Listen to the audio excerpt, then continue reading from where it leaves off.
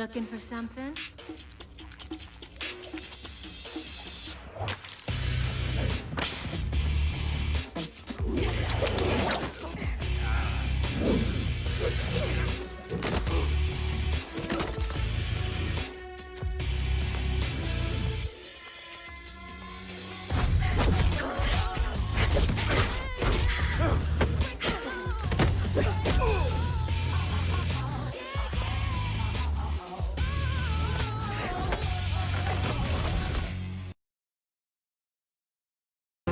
Round one, fight!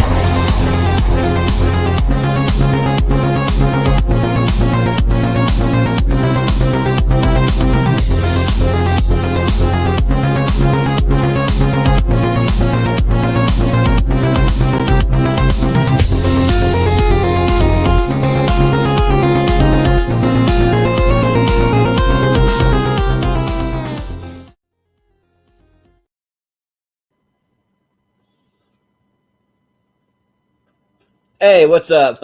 Behind the scenes, like 2 seconds before this, my internet froze, and I got back like literally 2 seconds in time to be the first one on camera. So what's up, guys?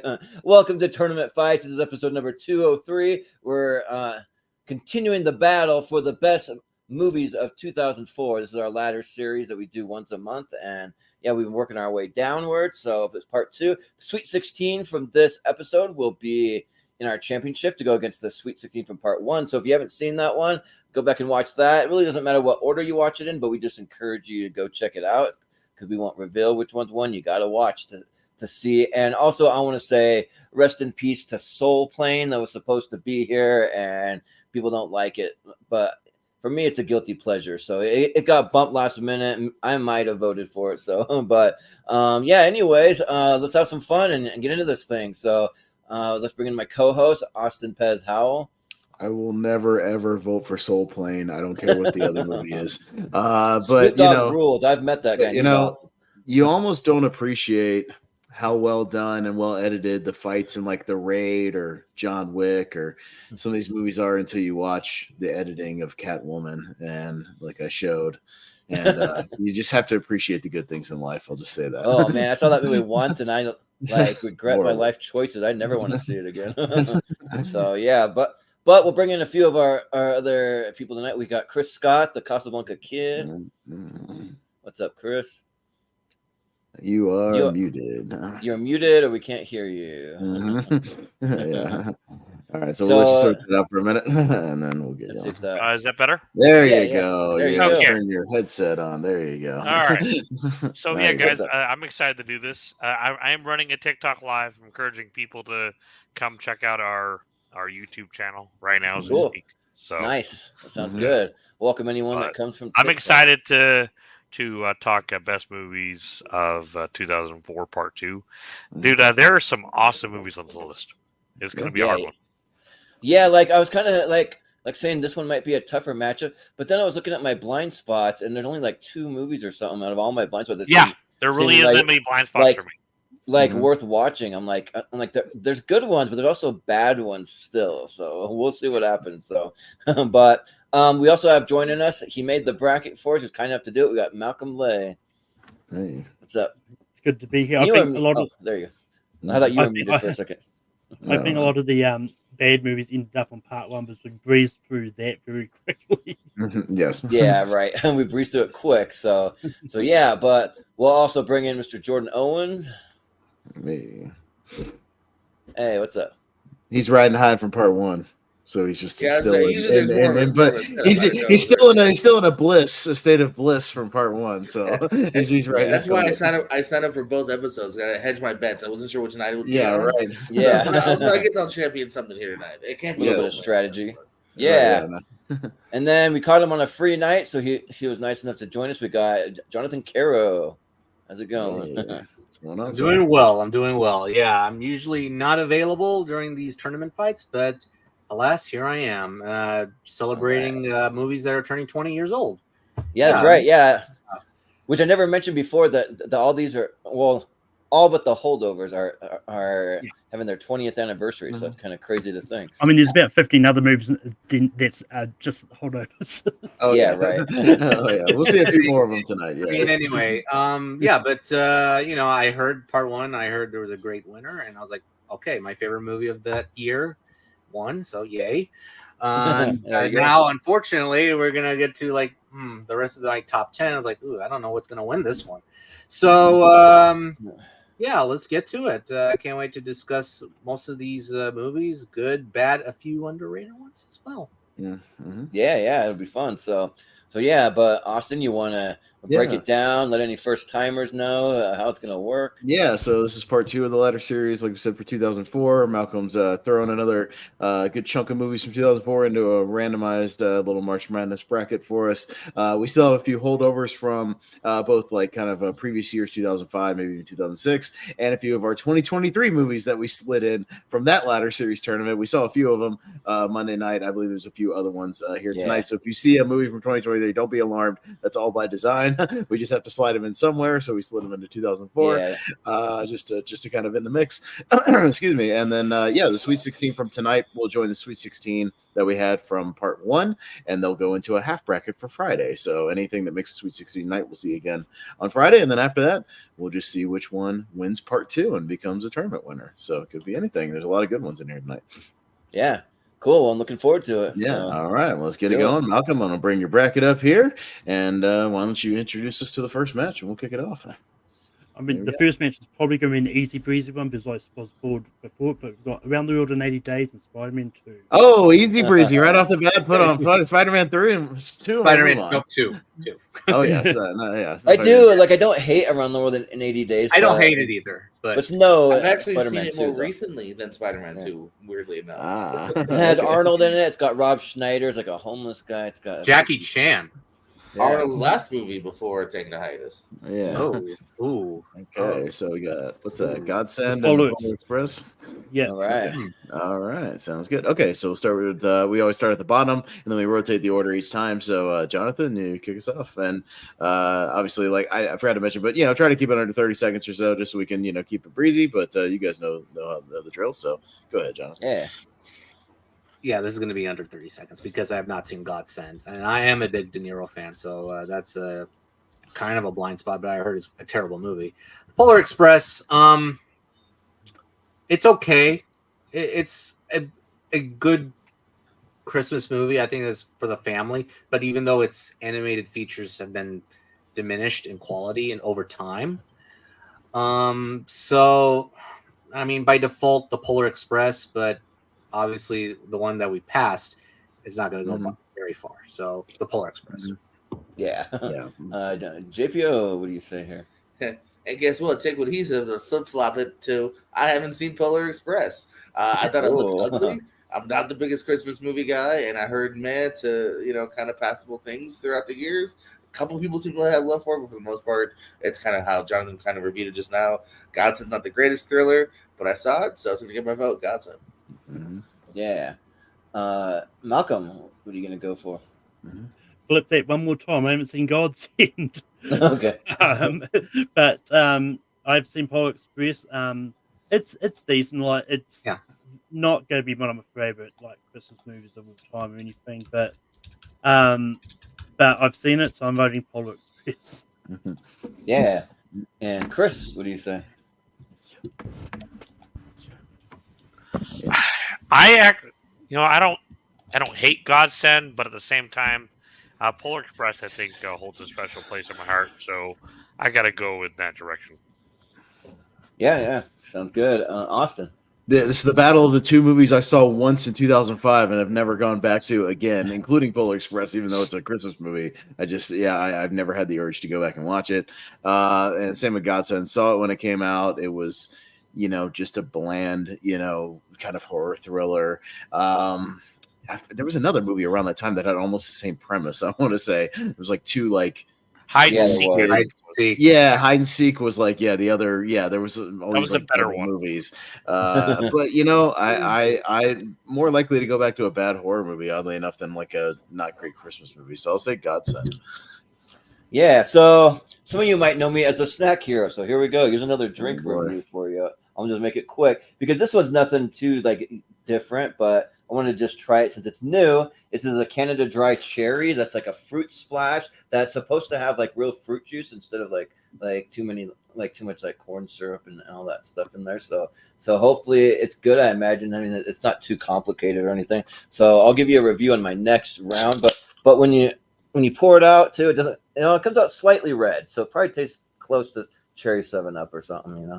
So, but for this match though, it's actually kind of close because welcome to another movie that not my whole family watches every Christmas, but my sister definitely does. She loves the Polar Express for whatever reason. I mean, I grew up reading the book. The book's fun, but yeah, the animation it's just like really frightening. Like that like Deadeye stuff. Some of the voice cast I think is not that good. Like they sound really creepy. Like if I was a really little kid at like maybe 2-3 years old or so, and that would scare me.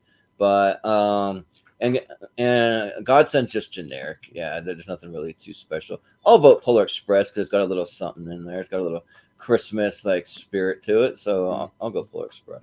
All right, Polar Express wins in the battle of what loses to Spider-Man 2 in the next round. Yeah. All right, so now we Tom Hanks does what he can.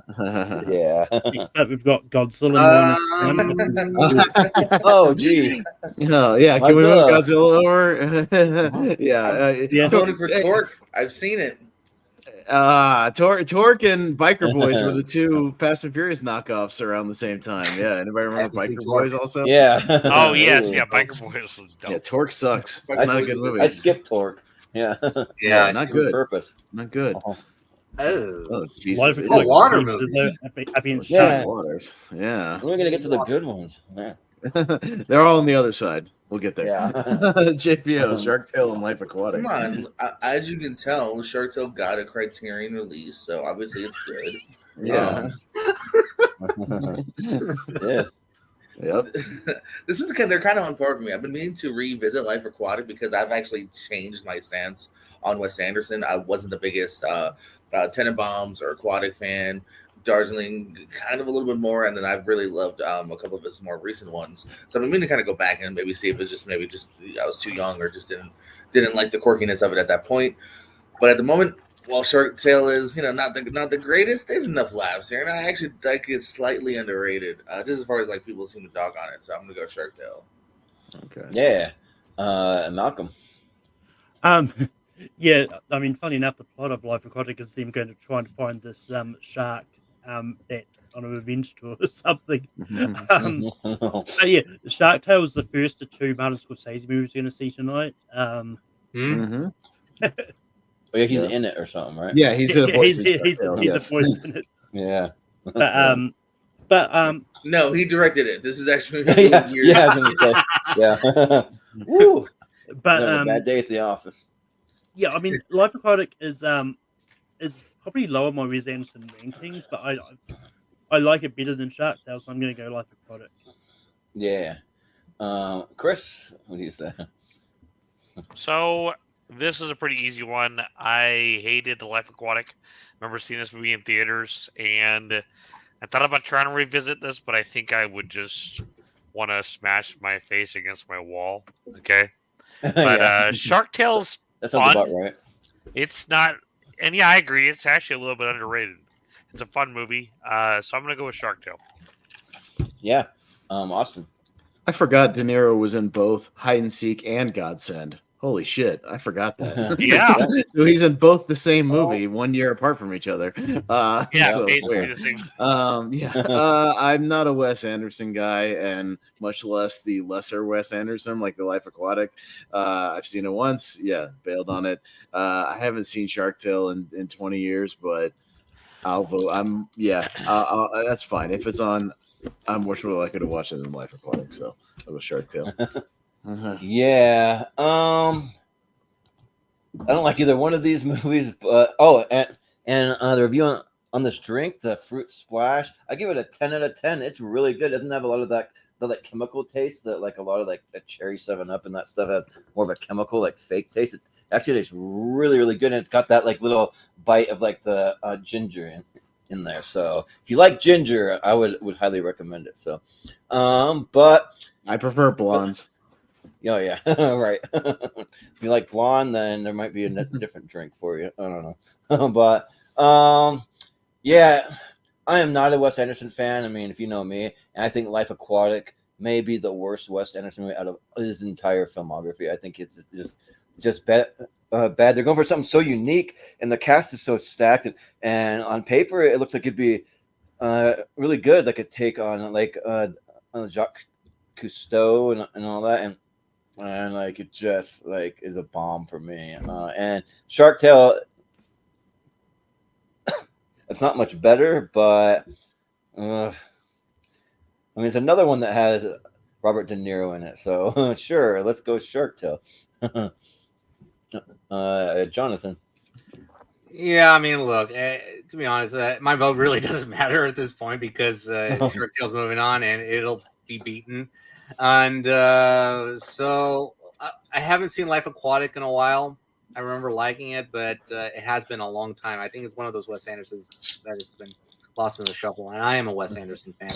And Shark Tale, I'll be honest, it just dwindles over time for me because it is really kiddie for me. Even though it does make fun of the mob genre a lot, especially like the Godfather movies for sure. I mean, I like that the animation kind of looks like the actors, especially Scorsese. I mean, as the puppet. And Angelina Jolie, woo, hottest fish in the ocean. So you know what? I like Life Aquatic better, but yeah, I'm not gonna waste time. Let's just move Shark Yep. Damn. And fishies. Yeah.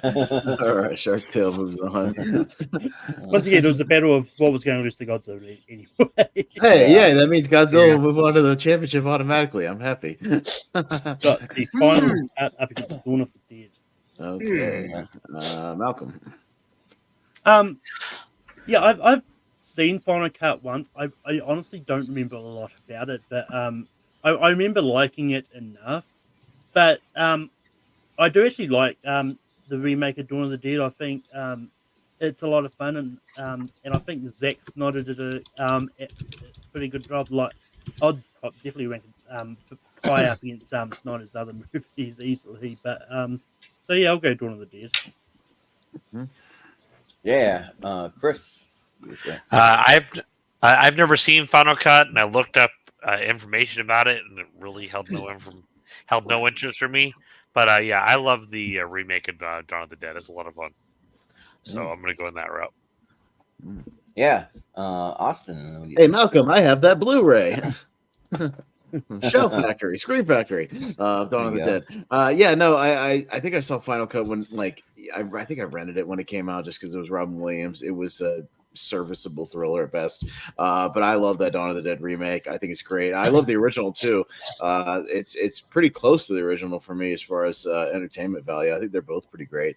But yeah, I'm a huge fan of Dawn of the Dead. I'm a Snyder guy, but yeah, this one works. James Gunn script, it's good stuff. So I'll go Dawn of the Dead.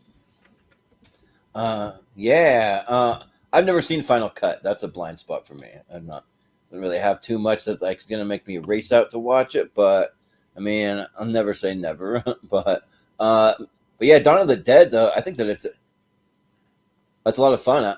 I actually prefer this one over the original, and there's not even like a huge cast. Like it's not like anyone that does a lot for me, but I still like the execution, like how it's done. I like Ty Burrell being kind of like a a-hole, and then Ving Rhames is pretty good. Mekhi Phifer, so I mean it's not bad, but like just overall, like I just think that the direction, I think Zack Snyder, like especially that opening where there's like some kind of like gas station or something that explodes or something that's like really cool looking. So yeah, I'll go Dawn of the Dead. Jonathan. All right, so Final Cut is one of the 5 I watched for this, and I was surprised a few of them were very short. The ones I watched, we'll get to like one in particular then tonight. But Final Cut, I'm still determining what to rate this because I'll admit I was surprisingly engaged about 2/3 of the movie, and then when we got to the third act, I went, huh? And then the ending, I went, wait, what? So I had to really think about that third act, in my opinion. Williams is fine in the movie.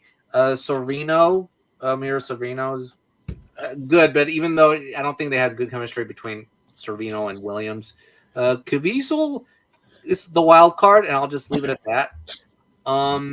So yeah, Austin described it. It's serviceable. I mean, if you want to watch it because you're a Robin fan, go ahead. I mean, he plays against type. Dawn of the Dead, I'm not a Snyder fan, but this is a very fun movie. This is a very fun remake, very thrilling, especially, thank you for pointing out that opening. It's really good. Yeah. I don't think it's better than the original, but I think the remake is very good on its own, and it ends very well with the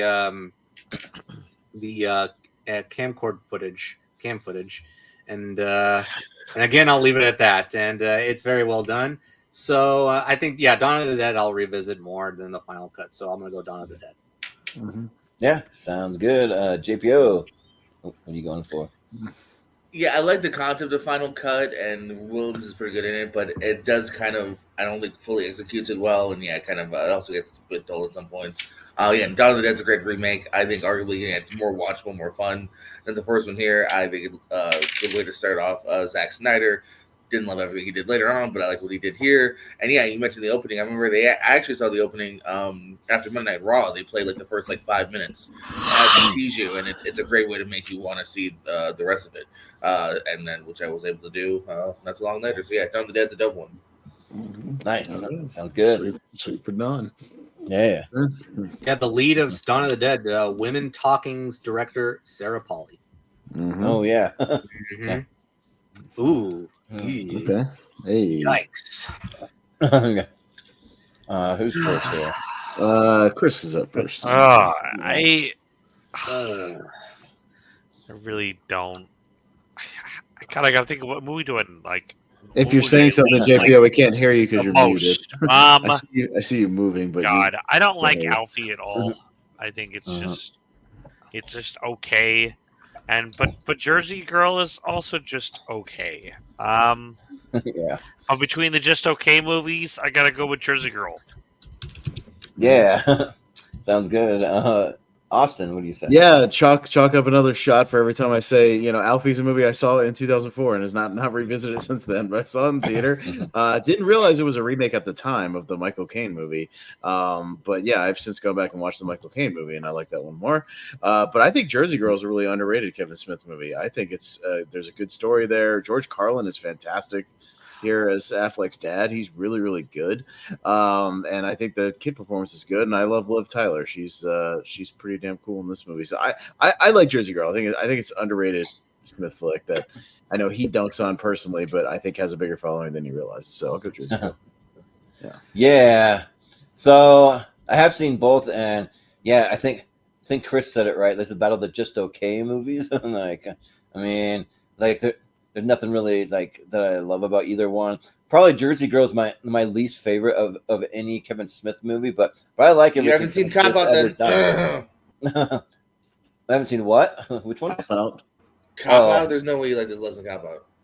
Oh, I've seen Cop Out. No, I like this less than that, less than Yoga Hosers or Tusk. You're really high. Yoga Hosers is the worst movie ever. No, Tusk Yoga is the Hosers worst is piece of bad. shit to ever come out. Tusk is a 4-star, highly recommended movie. Yeah, What? but Tusk I, is a zero. I gave it 3, but I still Zero, recommend zero. it. yeah, but Watch Collateral. but I think Jersey Girl. I still don't dislike it. I just think it's the least of all of them. And George Carlin's good in it. And then you just get a slew of a bunch of cameos. I just don't think that Ben Affleck and one cameo. Yeah, well, Matt Damon, Jason. Oh shit, you're right. All right, I'll shut up. You're right. Jason Biggs is a co-star, but Matt Damon is. Well, but a co-star. Well, technically, our second Will Smith movie because he makes a cameo in this movie too. He does, yeah. It's a funny Kevin Smith story too. He goes, Will Smith probably looks at his box office and goes, "What the fuck is that?" Oh, Jersey Girl. Never mind.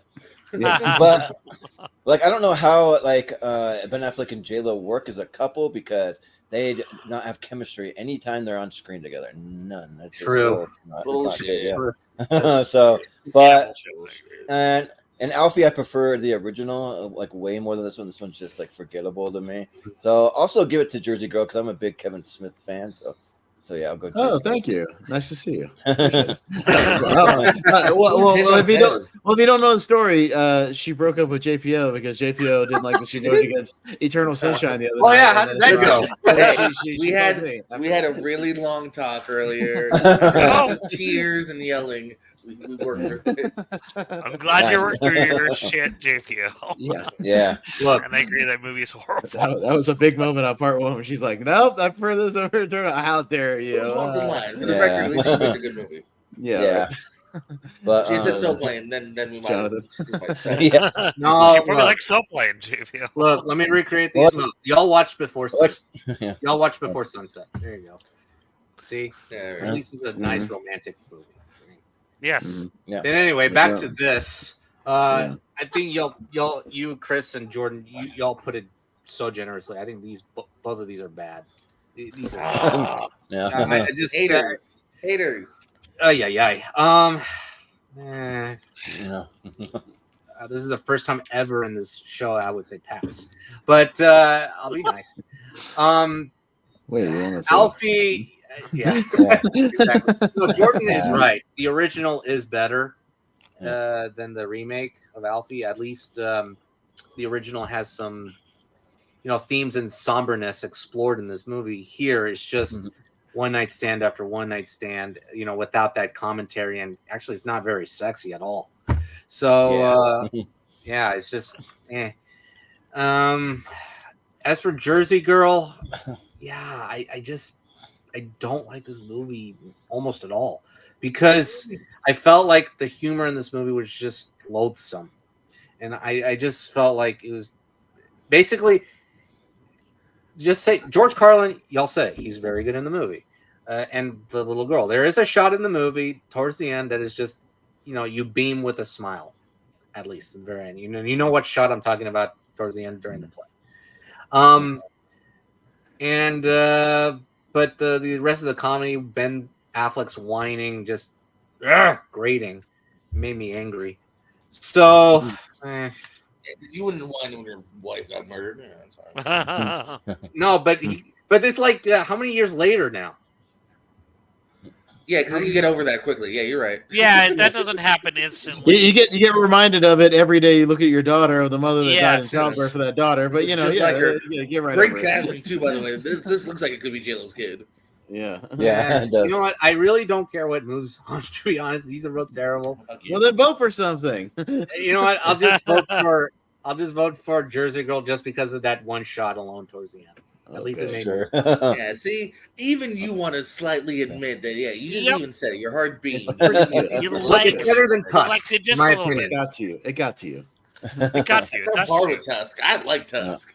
Your I like heart Tusk grew also. 2 I seconds. kind of like it. Yeah, for the last 10 minutes. Yeah. Alfie's whatever here. I think, but yeah, no. Listen, I'll defend Jersey Girl here. It's a spectacular film, but I think it's earnest. I think it's well acted. I think Affleck has a couple of really great monologues when he's looking at the baby about how he wants to change. I think that's a great monologue. I've actually re-performed that monologue in high school once.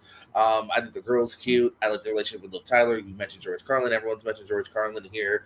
Yeah, I think it's a really nice, sweet movie. It rode on for the unfortunate coattails of Gigli, where no one even gave it a shot. But I think over the years, it has been given more of a chance. Even Kevin Smith has kind of stopped making jokes about it. Now he makes yoga hoser jokes because he's just a self-deprecating guy. But no, he likes Jersey Girl. I like Jersey Girl. Jersey Girl goes through. Hell yeah. Yeah. All right. Malcolm. Malcolm. Yeah, I haven't seen Alfie. I don't think I've seen the original either, but it's one of those ones that I've been more intrigued about to watch at some stage. But yeah, I mean, I quite like Jersey Girl. I think it's a sweet movie as well.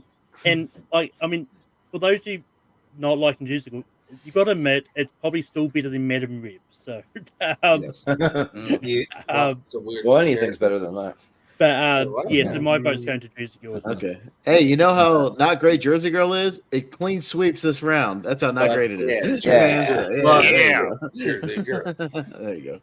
Madam dirty Web is sweep better the than next Julie. round. I'll just give it that. But come on. All right, we've What got the King fuck? Arthur. Oh, okay. Super size me. I was like, what is that? Okay. Nice. You know what? That's not really a bad cover. Yeah, it's not. That's It's good. bad. It probably would be I like that. illegal, though, I bet you, actually. Well, yeah. Maybe. Yeah, so I'm up first. Yeah, King Arthur again. Take a shot every time I say I saw it in 2004. Haven't watched it since because color me like it was one of the Sword and Sandal movies. I like there's another one that was in part one, i.e. Troy, that I like much better from that same year. Much better.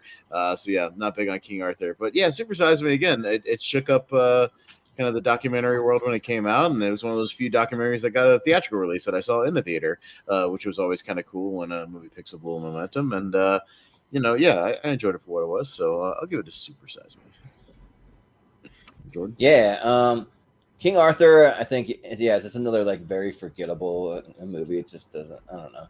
Like, I don't know a lot of Clive Owen movies that I go back to that many or that much. Like, I just like he was in that movie, that was forgettable. Like, I can say that about 4 or 5 of his movies, but Super Size Me, I thought that it was fun. Remember Like, when he was I a think star? yeah, right. Yeah. But Super Size Me is the fun watch. Is it just fun to see what happens? Like, this guy just eats nothing but McDonald's for an entire month, and now it's like a YouTube trend. Like, you see it all over YouTube. I ate nothing but Costco hot dogs for a month, or like I was going to say Costco. Yeah, you saw the same video. yeah, right. so yeah. But like, I would not want to do that to my body, but I mean, I probably eat enough junk and crap anyways, but so I need to be better anyway. So it's a good reminder of that, and yeah, I think Morgan Spurlock's, I mean, for a documentary, he's fairly entertaining. So yeah, I'll go Super Size Me. Jonathan, what you say? I'm gonna make it quick. I haven't seen King Arthur. I saw the terrible Guy Ritchie one, but Super Size Me, it's a good documentary. I liked it. I don't know if fun is the right adjective to describe it, to describe the experience.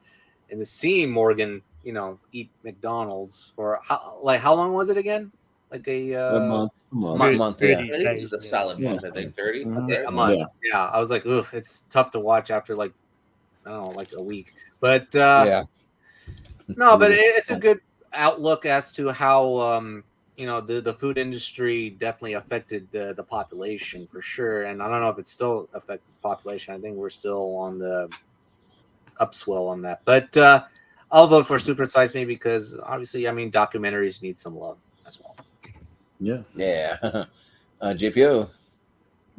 Yeah, I'll go for the doc here as well. Here, informative, funny. I like Morgan Spurlock. I think he's a charismatic and fun enough guy to where you're happy to kind of join him on the journey as well, and he keeps it interesting while being entertaining as well. So yeah, Super Size Me. Yeah.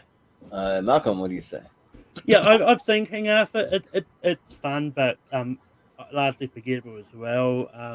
But yeah, I actually rewatched Super Size Me for this, and it's just one of those ones like being like a big person myself. Like it does hit really hard. Like watching someone like willingly do that, and it's one of those ones like a lot of those videos is like I ate X thing for a month. I kind of call bullshit on. I'd rather not, if they do that or not.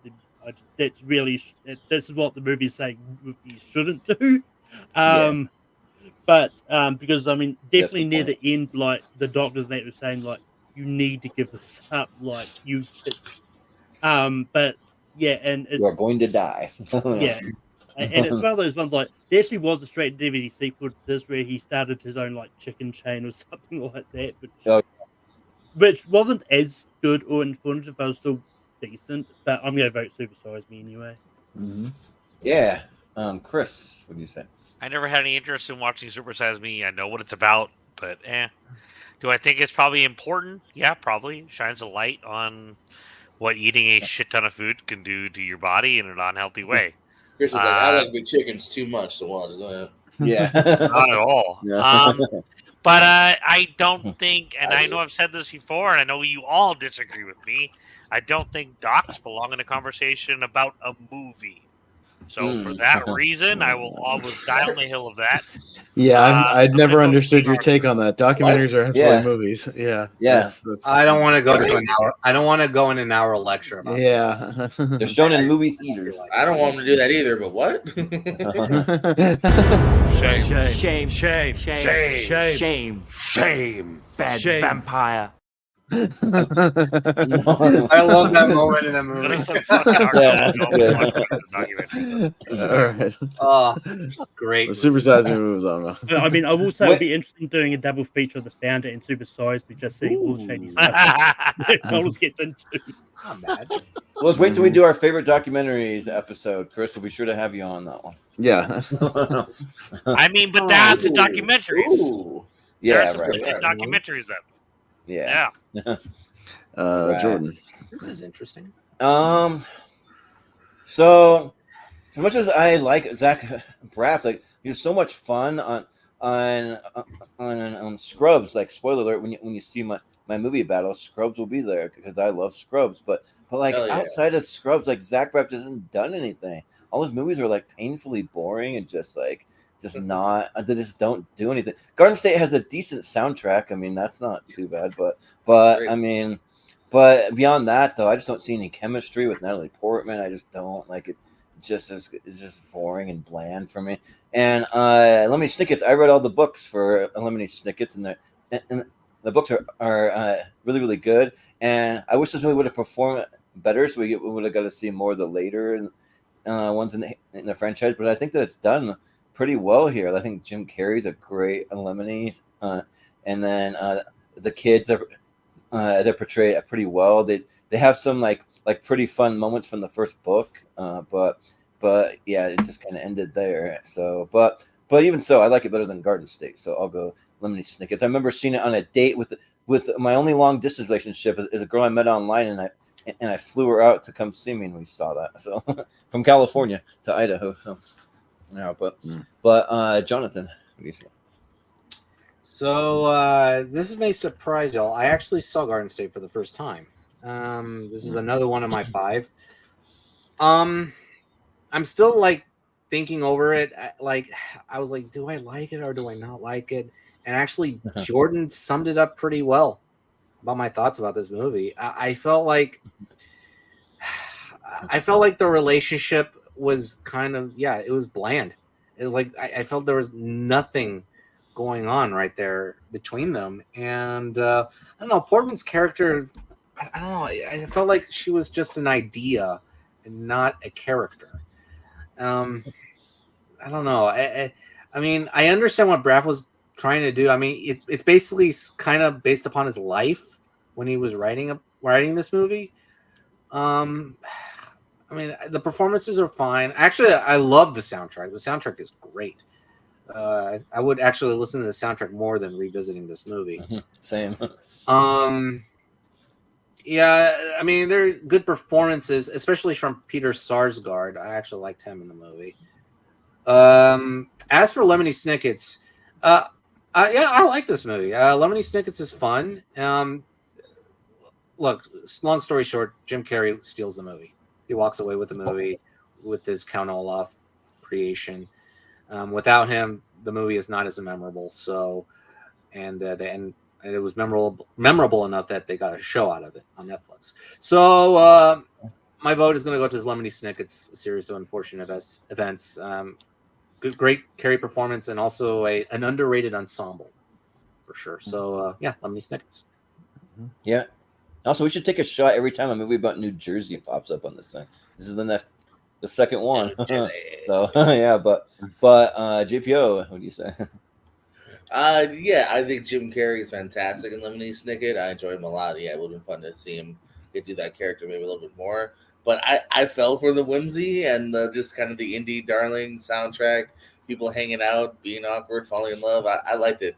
I like Garden State. I haven't seen it in a minute, but I know I've loved it every time I have seen it in the past. So I got to go Garden State here. Yeah, Malcolm, what do you say? Yeah, I haven't seen Garden State. It's one that I wanted to watch. I just couldn't find it anywhere. But yeah, Lemony Snickets is one of those ones that I think is very underrated. While I do think that putting 3 books into one was a little bit ambitious, I think I would have stuck at 2.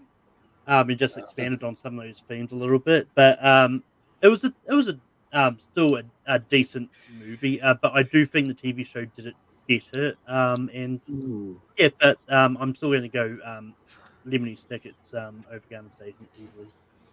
Yeah, I need to go back and watch that TV show because I always intended to, and then I just never got around to it. So yeah, but with what's his face, Neil Patrick Harris. Neil Patrick. Yeah, but Chris, what do you say? So yeah, I agree. The soundtrack for Garden State is awesome, but that movie is just painful. I don't buy the relationship between the two of them at all. It just doesn't do anything for me. And yeah, Lemony Snickets is awesome. I do remember reading the books as well. I think they did a good job sort of nailing down that world. And of course, Jim Carrey really brings it to life with that character. And they do a really good job fleshing it out. And everyone sort of feels like they fill in perfectly into their roles. It's a lot of fun. I really wish we'd gotten more movies. Yeah. But Austin, what do you say? I'll go with Lemony Snicket because Garden State is indie darling nonsense, and I don't like it either. And bullshit. I'm the one that fell for its shitty and Zach Braff is not a good filmmaker, so no, he's not. So much potential here. Yeah. To put it nicely, Garden State, in my opinion, it does meander. Yes. Yeah. Recently watching it. Just go back and do a spinoff of Scrubs or something. I'd even watch that over some. I can't do this all on my own. No, I'm no But, Superman. Yeah. All right. So I can't vote for it all on my own, evidently. Yeah. We got Sideways up against the Lady Killers. I mean, is anyone going to vote Lady Killers? No, but I don't think it's as bad as everybody makes. I don't think it's as bad as everybody makes it out to be. I agree. It's my least favorite Coens. Yeah, I think it is too. And like on paper, it should be great because like this cast and the premise, but I don't know. The Sideways rules. That movie's awesome. Yeah. Well, I couldn't find it anywhere, and that was one of the movies that I hated at the time when I saw it. So, but really? having liked the other movie we talked about before, that is also made by the same person, I feel like The Holdovers. Oh yeah, I feel like I'd love it. I would give it a rewatch. Sideways. Yeah. Yeah. But it's not available on streaming anywhere. Okay. Okay. That's Hidalgo. And Ray. Okay. Okay. All right, Jonathan. Okay. Another one that I watched for the first time, Hidalgo. It was decent. I was a little disappointed it wasn't as swashbuckling as I thought because I thought pacing was all over the place. It started out really strong, about 45 minutes into an hour, with the racing sequence, some dazzling shots of the desert, and then there's this moment in the middle of the movie where it becomes like an Indiana Jones, kind of spirit in the middle, where he has to go rescue the Sheik's daughter, and then we go back to the race, and then you kind of figure out what's going to happen at the end. So it is decent, good movie. Ray, I haven't seen it since, but I did like it a lot. It was a good movie, a little overlong, but I liked it. Taylor Hackford did a good job, and obviously Jamie Foxx gave an incredible performance, replicating that legend. And yeah, he deserved the Oscar for Best Actor. So yeah, a little close, but I'm gonna go with Ray. Yeah. GPO. I mean, I like moments of Hidalgo as well. But yeah, I definitely a little bit more towards Ray. I think Fox is great in it here. It's a good biopic. Reason he won the Oscar. So yeah, I'm gonna go Ray. Yeah. Malcolm, you say? Yeah, pretty much similar to what the others have said. Like, I didn't hate Hidalgo. I think Hidalgo was fine for what it was. Like, I'm not a big Western guy. Like, I was probably never going to sort of be over the moon about it, regardless. But I always give movies a shot if I can find them to watch. But I actually really do like Ray. I think it's a great biopic. And yes, so Ray is getting my vote. Mm-hmm. Yeah. Chris, what do you say? Hidalgo is one of the most painful movie-going experiences of my life. I hated this piece of Wow. shit so much. Wow.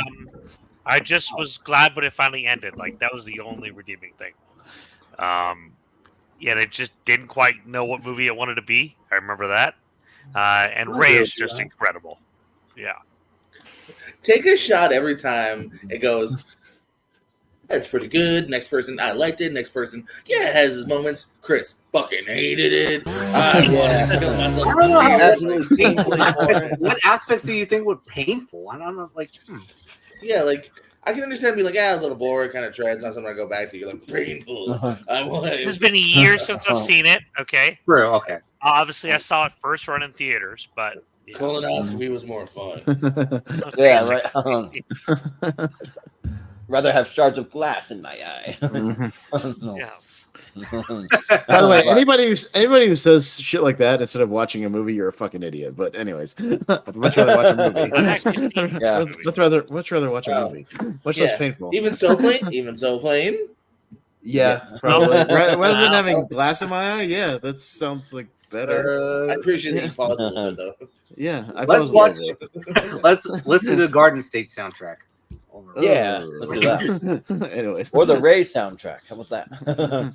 But Austin, I remember seeing Hidalgo at my college campus theater, being like one of 3 people in this thing, and I fell asleep for at least an hour, and I woke up to Viggo Mortensen stabbing a camel and drinking his blood because he was thirsty. I was like, "What the fuck am I watching?"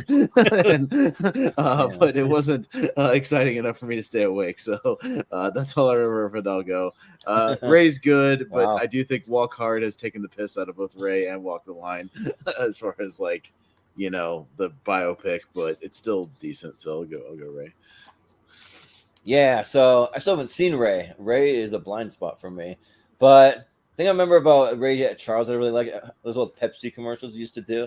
Like, you know when it's right, you know when to feel it, baby. Diet Pepsi, like those are always fun. Well, shit, you gave me an idea of what to play for our in between sides. Yeah, right. Yeah, because those are actually Yes. like pretty fun, and they have some fun cuts and like the like girls and all that. But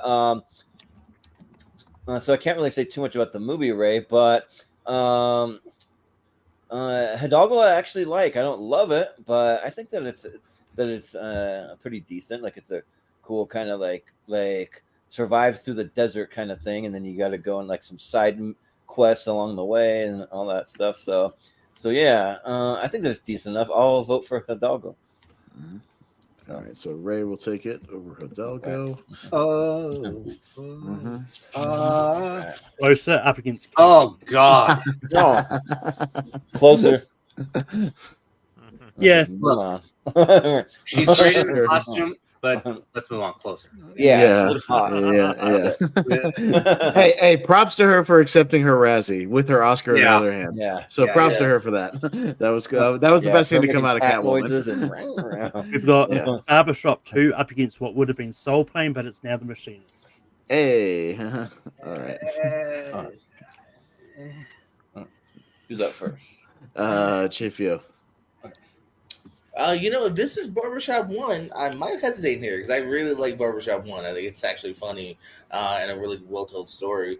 But yeah, Machinist is a really cool, I don't know want to say like quasi-horror, just like mystery kind of going on here. Another director that kind of like petered off later on. I feel like he didn't really do much later on. But like, yeah, of course it's known for him being, losing a massive amount of weight. Like you see his bones in it. But it's still really interesting, just kind of mystery as to what the hell's going on and whatnot. So I dig it. And I don't mind the Barbershop sequel. I think the whole trilogy is a very watchable, good time to a degree. I think Machinist is a little bit better. So, yeah. Malcolm, you said. I actually haven't seen, The Machinist. It's been one I've kind of heard about, but just haven't got around to. But I actually did watch the Barbershop trilogy this year, just because they're all on on a streaming thing for me. And I knew Barbershop 2 was coming out for this. So I was like, no, I'll watch all three of them. And I actually thought it was a lot of fun. So just because I've seen it and I don't actually hate it, Barbershop 2. Yeah, sounds good. Chris, what do you say? The barbershop movies are a lot of fun, but yeah, I really like The Machinist too. It's got some cool elements in there, and talk about incredible performance. We're talking about the Machinist one, Who's it? Chris. Wait, Yeah, The Machinist. Yeah. I don't think Christian Bale could tempt fate again, getting as low weight as he did for the Machinist 2, and then bulk up again for No, Dark we Knight want right more afterwards. performances from him. Bulk up again for Batman right afterwards. Yeah. One more movie. Oh yeah, yeah, he did. no. God, yeah. Yeah, I saw the first Barbershop. I never saw the sequel because just the first one didn't do anything for me, so I skipped it when it came out. The Machinist, yeah, is really trippy and weird, but yeah, it's a hell of a Bale performance. So yeah, I'll give it to the Machinist.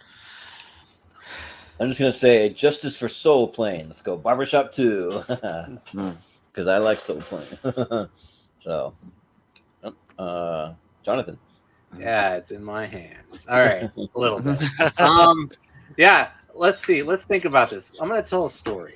So let's see. I saw So back 34 years ago, my parents had sex, and there was a very then I came into being. Not I that saw story. this movie Okay. called The Machinist, and I think it was I don't remember when though. Oh yeah, a few years ago, and I was like, you know what, it's a blind spot. I'm gonna watch it, and I was actually. I liked it a lot more than I thought, and it was really good. I described it like a movie, like a flower slowly blossoming, full of details and revelations that we do not see coming. And again, I'll leave it at that because the twist is really good. And Christian Bale's performance is great. Jennifer Jason Leigh's performance is great. I forgot the other actress's name. I think it's Aitana Sanchez-Gijon. I think that's her name. She's great. Yeah, and it is a bleak movie. It is a difficult movie to watch and or rewatch, but it is a fantastic movie. And I think if we're comparing American Psycho to The Machinist, I think this is a greater story here than it is in American Psycho. But they both have great performances. Barbershop 2, it's my least favorite of the three, but it's okay. I mean, I think 1 and 3 I would go back to more than 2, but. Yeah, I was the guy who thought I said that The Machinist is 2004. So, but I do like this one a lot more than the one that is thrown out. So, sorry, Jordan, I gotta go with The Machinist. No, it's fine. The Machinist is actually good. Like, it's really good. I do appreciate it. Yeah. Yeah. I know. I had to look it up. It's like, okay, let's see. It came out on Sundance, and then it theatrically came out the same year. It's like, The Machinist. Yeah. Yeah, as I said to Austin, I don't know why I overlooked it. Maybe I just assumed like no one would have heard of it or something. Mm-hmm. Yeah. All right. It is an underrated movie. Got The Princess Diaries 2 Royal Engagement. Oh. Oh. What the fuck? Oh god. Whoa. You want to make this quick? Well, I don't know. I'll make him. Yeah, right. I want to get quick and just take them both out here. We just throw them both away. Yeah. What's gonna win? Pass.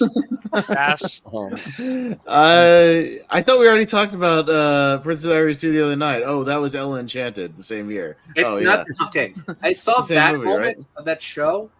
It's not the same movie. Okay. I don't know what Pride and Prejudice is. I thought you misspelled Pride and Prejudice on the list. It's a real movie. No.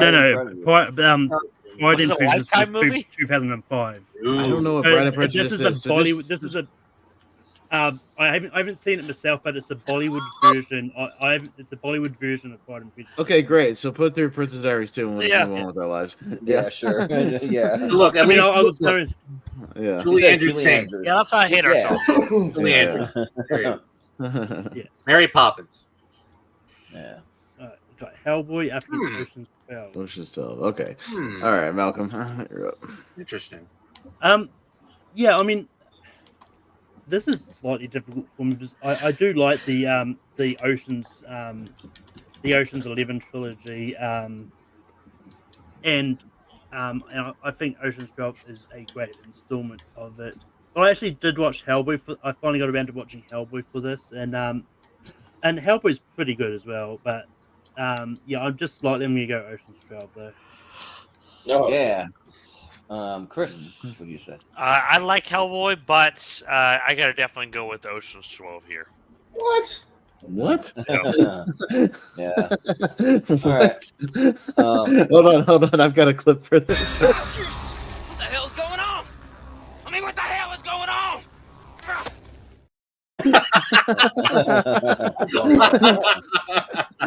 How does Ocean's 12 have 2 votes already? No, this Yeah. is I easily don't know. Hellboy. I don't even No, love just Hellboy like overall, but I'm definitely going Hellboy because Ocean's 12 is easily the weakest of that trilogy. And not a very good movie, Easy. not a good twist. All the weird goofy shit with them playing themselves, like it's a weird fucking movie. It's not good. Way step down in the original. And yeah, again, I don't love the actual Hellboy movies just because I'm not a huge Del Toro guy, but God damn it, Ron Perlman's awesome in that movie, and I'll watch it. I just don't for like Del him. Toro at all. So I'm not a huge fan either, but Hellboy is a decent movie, and I love Ron Perlman as Hellboy, so I'll go Hellboy. And yeah, I don't necessarily like Ocean's 12, but because it's Del Toro's attached to that movie, I will never vote for it. Basically, That's such a weird thing. What? yeah. You not like the movie? You just not like Del Toro for whatever weird reason. I hate Del Toro. Yeah, So you everything haven't he's done is seen the just movie. trash. Mm. Yeah. You've I seen mean, this even me who hates Wes Anderson, I do like what's it called? The Fantastic Mr. Fox. Like I do find one movie I like, but yeah, like Ocean's 12, it's like yeah, just take everything that the first one did and make it pretentious as hell, and then make it artsy and fartsy and like just stupid. Okay, yeah, like, you guys brought up good points. Got it. Like I don't even Movies like are any of the music's Yeah. weird. The like the way it's done, what kind of heist they're going for doesn't even fit the tone. It's just like really weird to me. I don't like it, but Hellboy I think is a lot of fun. I think that that's great.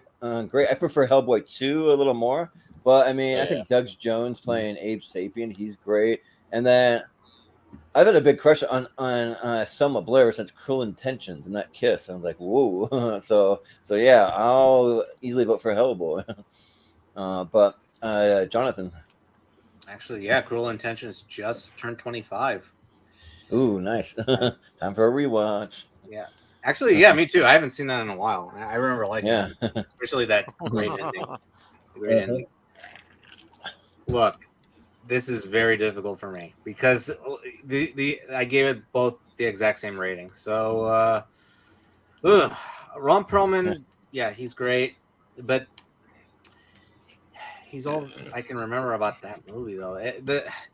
In Ocean's 12, yes, it is the weakest of the trilogy. I can admit that. But having recently watched this, it's really the second half of the movie that saves it for me. I mean, they're still on the run, and because Terry Benedict threatens them to give them the money back that they stole from the first movie. So, and they're already hot in the U.S. So, yeah, the first half loses it for me, but then the second half gains it back because it is sort of like a competition to see who is the best thief. But also underneath, it's a subtly heartwarming story about one of the characters. And I think with each rewatch, it gets more mature and more heartwarming. So, and I don't know, like Soderbergh kind of sweeps it under the rug for me about that movie that I didn't see coming because for the first time, I thought it was kind of boring. But yeah, with each rewatch, it gets a little better and better for me. Ocean's 12 gets my vote. Barely. Wow. Whoa. JPO. Yeah. Every once in a while, Pez, you get surprised on tournament fights. And Yeah. they're gonna go. I also really like the Ocean's trilogy until the 12th one. Because that's, I like the 11th. I like the 13th. I think the 12th. Yeah, the first 11 were great. Fell apart. You like 8? I love all 11. Honestly, 8's over 12 any day. Yes, because at least the humor's not super failing for me here. Yeah, I wasn't intrigued in the heist in the and the humor I thought failed here. Yeah, I didn't like Ocean's 12 the first time I saw it. At the times I've tried to kind of go back to it. Yeah, like 11 and 13, but yeah, 12 I think is easily the weakest link by like a decent mile here. I think Hellboy 2 is one of the best comic book movies of all time, legitimately in the top 10, 20. Hellboy 1's a lot of fun. It sets the groundwork for it here. Ron Perlman's kind of perfect. It's still a very rewatchable movie. Hellboy, for sure. And when we do tiebreakers, we go to the second person, right, guys? No, we haven't had a tie yet, so the tie starts at the bottom. So, Jonathan, you can't switch. Yeah. I'm switching. No, you can't. No, Not you. actually, We're Chris, talking you want to Jonathan. switch? Chris, do you want to switch? I'm switching to Hellboy. Actually, you gave me a lot of good points. I am not. Yeah. I mean, I'll allow it. I think it's fine. We didn't like make any final let's save my tiebreaker. determinations. I'll let Sure. Chris. Okay. Yeah. Sure. Go ahead, because I'm Yeah. not really fighting for each one of them. They're really both the same rating to me. So. All right. Fair. I guess Jonathan hadn't submitted his tiebreaker vote yet, so sure, Yeah. it wasn't official yet. All right. Had he done that, I wouldn't have allowed it. Yeah. All right. Hellboy moves on barely. All right. We got Alexander. Oh boy. Batman Oh Begins. fuck sakes! Batman Begins. Jeez. Begins. Alexander's No, a I haven't shit. seen Alexander. Oh God, God, no. Exodus Beginning. Against Guy Captain America. Sky Captain easily. I did. Oh yeah. I don't love Sky Captain. I don't even love that I movie. hate But Exodus. Sky Captain, but I would Holy rather shit! Is watch- Exodus? the Yeah, I beginning. don't love Sky Garbage. Captain either, but it's probably Garbage. better. Yeah, it's way better. Yeah, I'll agree with that. And that is Great. the end. Okay, cool. Hey, right. welcome. While you're going over there, Jordan gave me an idea, so we'll be right back after this commercial message. You know when it's right. You know when you feel it, baby. You hold it, you hear it, you taste it, it's right. You got the right one, baby. Yeah. If it's irresistibly sippable, uncontestably tasteable, and intimately wonderful, you got the right one, baby. Oh yeah. All right. You got the right one. If it's irrepressibly lovable, unsurpassably quotable, and intimately soulful, you got the right one, baby. Such a cool remember, commercial. Wow, remember they put effort into commercials back in the day? That was interesting. Yeah. Yeah, but I wonder how many takes they had to do where it's like if it's irreplaceably wonderful, so and so, I went, cut. Like, we've got to do that again. Like, what's the line again? What is it?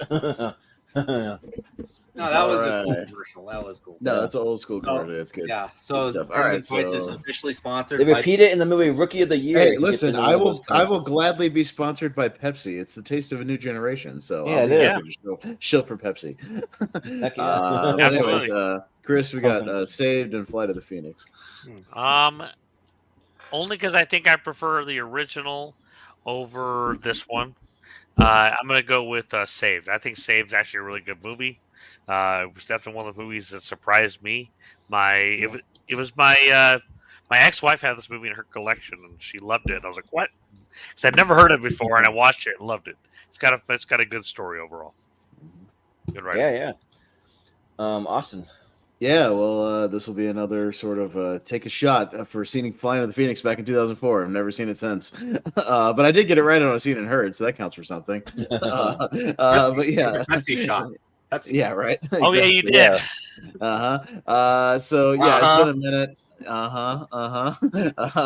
I'll go with Saved as well. I think that's kind of an underrated little indie movie. A much better indie movie than Garden State, in my opinion. So yeah, I'll go with Saved. And it doesn't have Giovanni Ribisi in it. It sure doesn't. Yeah. Well, Austin, I think you got the right one, baby, because Flight of the Phoenix, that was like a one-time watch for me as well. And just like I think that I also prefer the original over this one. And I think Saved is a lot of fun. It's a good one for all those Jesus freaks that they call themselves. And just like that, like trying to convert Macaulay Culkin's character and others and stuff. So yeah, I'll go Saved. Right. Jonathan. Jonathan. Yeah, Flight of the Phoenix, the remix it's okay. I would just recommend the original to everybody, just because it has a great. There was a lot of serviceable movies, Jonathan, in 2004. They like did their job for an hour and a half or 2 hours, and you forget about them a week later. Come on, I mean, Jimmy Stewart and Richard Attenborough compared to Dennis Quaid and Tyrese. Well, Miranda Otto was good in the movie. But no, Saved. This Saved was a surprise. Saved is a surprise for me. It's a good movie, a good satirical, edgy comedy. Mandy Moore is very well casted here as like a devilish, kind of angelic kind of personality. I mean, essentially, if you think about it, kind of like her character in The Princess Diaries. So, if you think about it. But I think the standouts for me are Macaulay Culkin and Eva Murray. They kind of play a couple in the movie, and I thought they were both really well executed characters. And Patrick Fugit is also very good in the movie. So, yeah, I think each character is fleshed out very well. It does go into formulaic territory, and it has an interesting ending that I liked, and great last 10-15 minutes, about God accepting us with different characteristics and aspirations and identities and all that stuff, and that holds up all by itself. So yeah, Saved should move on. Yeah. And JPO had to step away, but he voted for Saved in the private chat. So welcome. Right.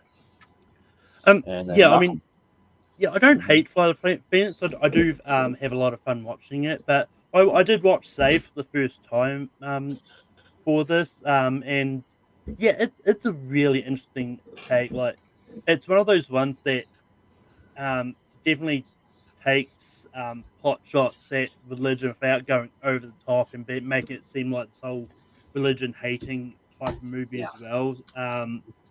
It was just a very very good movie. And it's one of those, I was like, it's good seeing Macaulay Culkin and something again. Like, I can't remember if it was this or he had something before this. There was a sort of big comeback, but I'm voting Saved. Was it Party Monster around this time? Yeah, he had Party Monster close to this time. Yeah. Mm-hmm. I don't know which one came first, but Party Monster I think was 03, I think. Yeah, so we're probably going to get next time. Yeah, next time. 2004 was sweet. Yeah, it was a sweet. 2004 was the year I worked in a Hollywood video, and I think Saved was like one of the first movies I ever rented there. So. Okay. All right. Interesting. All right. Cellular and The Day After Tomorrow. Okay. All right. I'm up first. So, our second Dennis Quaid movie in a row. That's weird. But Day After Tomorrow.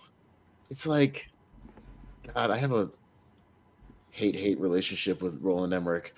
It's like, I mean, it's like, either hate him or you hate him. Ever since Independence Day, it's just like, what the fuck are we doing? How do you fail upwards as much as you have, Roland Emmerich? Again, what's there to say about most Roland Emmerich movies? Great disaster sequences. Everything else, not so good. Everything in between. And then Cellular, I haven't seen that movie in a minute. I forget that like Jason Statham's the villain and Chris Evans is in that movie. And like, it's again, another serviceable thriller from 2004. It's like serviceable for 90 minutes and then you move on with your life. But you know what? I'll go with Cellular, I guess. I remember thinking it was okay. But yeah, Day After Tomorrow was not great. So, yeah. Jordan. Yeah, I mean, for me, I actually like Cellular. Like, I think that it's fun. Day After Tomorrow, I kind of like it, but I think I like Cellular more here. But yeah, I remember that. The Day After Tomorrow had good disaster scenes. Some of the ice and snow, and the scene where the wolves come out and attack him and stuff. But that was so stupid. Yeah, it's weird, but the wolves look cool. Cellular though I thought was a fun time. I kind of like the guy, the really annoying, pretentious guy riding in his convertible, and I can't remember. He gets his comeuppance, and either he gets in a wreck or I can't remember what happens. And then Kim Basinger kind of plays a good like damsel in distress kind of person, and then Jason Statham, he's a pretty good villain. So, and then Chris Evans is always a good leading role, even in just like mediocre movies, which I do admit is probably a mediocre movie, but I probably like it more than most. So I'll go Cellular. Jonathan, what do you say? I like both of these goofy movies. They're both entertainingly goofy in a way. And boy, I would say this. I think teenage me would vote for Day After Tomorrow, and today me would vote for Cellular. But what would I vote for in the end? Because Day After Tomorrow, Austin is right. It has great disaster sequences. Yeah, the scene where New York gets flooded is, it's just it's scary. And in the moment where people freeze to death, you literally see a person freeze to death in the movie. That's scary as well. And the story is kind of goofy, where Dennis Quaid has to go save Jake Gyllenhaal. I mean, if he hadn't, we wouldn't have gotten Nightcrawler. I'm just kidding. But no, Cellular. Yeah, it is goofy because the first 30 minutes start off pretty badly, and then when it gets to that race against time plot, then it becomes entertaining. A little contrived, but entertaining. And I wish that Kim Basinger is great, but y'all forgot to point out William H. Macy, who is actually having fun connecting all these pieces of the puzzle while he's on the brink of retirement. And I wish that Jason Statham would play more villains, because he's actually really good in this movie and as the villain. I think the closest we got recently was Wrath of Man, when he plays like the mob boss. But that's as close as we got recently. I saw that in theaters. Yeah, so it is very close, but you know what, Jordan and Austin, you all got me to rewatch Cellular again, just a little bit, because I want to check that movie out. It is a short movie. But you know what? I'll go Cellular. At least Kim Basinger. Yeah, Cellular. Yeah. JPO, what do you say? 1-1 between Saved and Flight. Saved. Sweet. Yeah. Oh, really? Yeah. Fantastic. Yeah. This one's not too. This one's kind of similar or close as well for me here. You guys mentioned Cellular. It's kind of goofy fun. I feel like it was underrated at the time. That when I first watched it, like a few years later, I was like, oh, this is passable. This is fine enough time. I think, as Jonathan said here, I think everyone kind of knows what movie they're in to a degree, which makes it fun in his supporting role. And an early, obviously Chris Evans vehicle. But I also really enjoyed Day After Tomorrow. That was when I saw it in theaters, and I've gone back to a couple times. I think it's a fun disaster flick. So close, but I'll go Day After Tomorrow. I'll give it a vote. Yeah. Malcolm, what do you say? I haven't actually seen Cellular. It's definitely one I'm intrigued about, because I kind of think the premise sounds interesting. But I actually really loved Day After Tomorrow. And ironically, I can't remember if it's still there, but it was in my 128 at one point. It may have been knocked out a bit, but in your 128, huh? Yeah, I'm pretty sure it was there when we did my episodes. But so I'm gonna go Day After Tomorrow. Yeah. Chris, what do you say? Definitely not a fan of Day After Tomorrow. I've said it before on multiple shows. I agree with basically everything Austin said. He summed it up. But I also really like Cellular. I think it's a hell of a lot of fun. So I'm going to go with Cellular. All right, so Cellular. I'll take it. Cellular. Yeah, it's kind of the movie that, back in the day when Blockbuster Hollywood Video was open, that you can go rent it and have a good time. Yeah, right. Yep. That's what I did. National Treasure. Ooh, National Treasure, guys. National Treasure, yeah. Can I say something about First Daughter, actually? Because I think I may be am I the only one who's seen it? I'd seen it. Okay. Michael Keaton's good in it. That's it. The rest of the movie, it's a standard rom-com. Well, they're both set in and around Washington, D.C., so there's a connection there. Yes and no. Yeah. Yes and no. Yeah. So. Yeah. I mean, I would have gone National Treasure regardless. But exactly. But I don't hate Spirits. It's one of those ones that was made for a specific audience. I think was young ladies and that, and but I thought it was a fun movie personally. But Well, Made for a specific okay. audience, young ladies and Malcolm. yeah, and Well, my sister. after this, well, no, I mean, off air, I was telling these guys that it reminds me of that Disney Channel movie, My Date with the President's Daughter, or whatever. Just seems too similar to something like that. So, Kinda. yeah. The Aviator and Finding Aviator. Neverland. Okay, so two kind of Oscar-ish movies around that time. Jordan? Yeah, so I know that Jacob Barber's really high on Finding Neverland. I just think that movie's boring. Like, I just don't get the big love for it. I mean, it's not bad. It's still a good movie, and I like what's his face from The Good Doctor in it. Freddie Highmore. Yeah, Freddie Highmore. And The Aviator's not really for me either. Like, I watched that too, and it was just kind of dragged too. But I mean, it's a really long movie, and it gets to like some really cool action stuff. Like, it gets there. It just is like boring, and then interesting, and then boring for me. But at least it has more things that I can get into. So I'll go with The Aviator. Yeah. Jonathan, what do you say? I'm actually with you, Jordan, on Finding Neverland. Actually, it's not for me. I actually don't like the movie. Yeah, I love the score. I love certain aspects about it. Depp and Winslet give good performances. The ending gets there, but I think it's just some good scenes and not a well-connected story for me.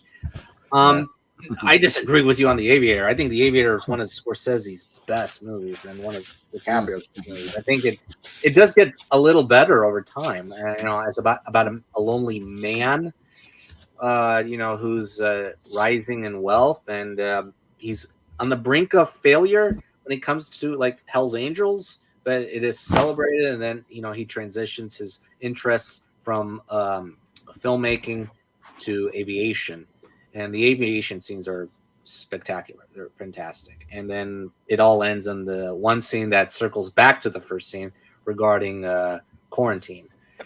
So, and yeah, DiCaprio's great. Kate Blanchett, I think, steals the show a little bit, as Katharine Hepburn. Yeah.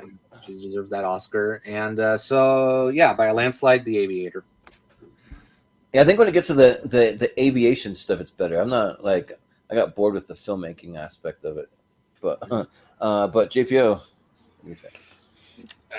Unsurprisingly, I might go a little against the grain here. I like The Aviator a lot. I think, obviously the performances in it and whatnot, and it's kind of a grand, big movie to a degree, but I do feel the and my heart is just a little more attached to Finding Neverland.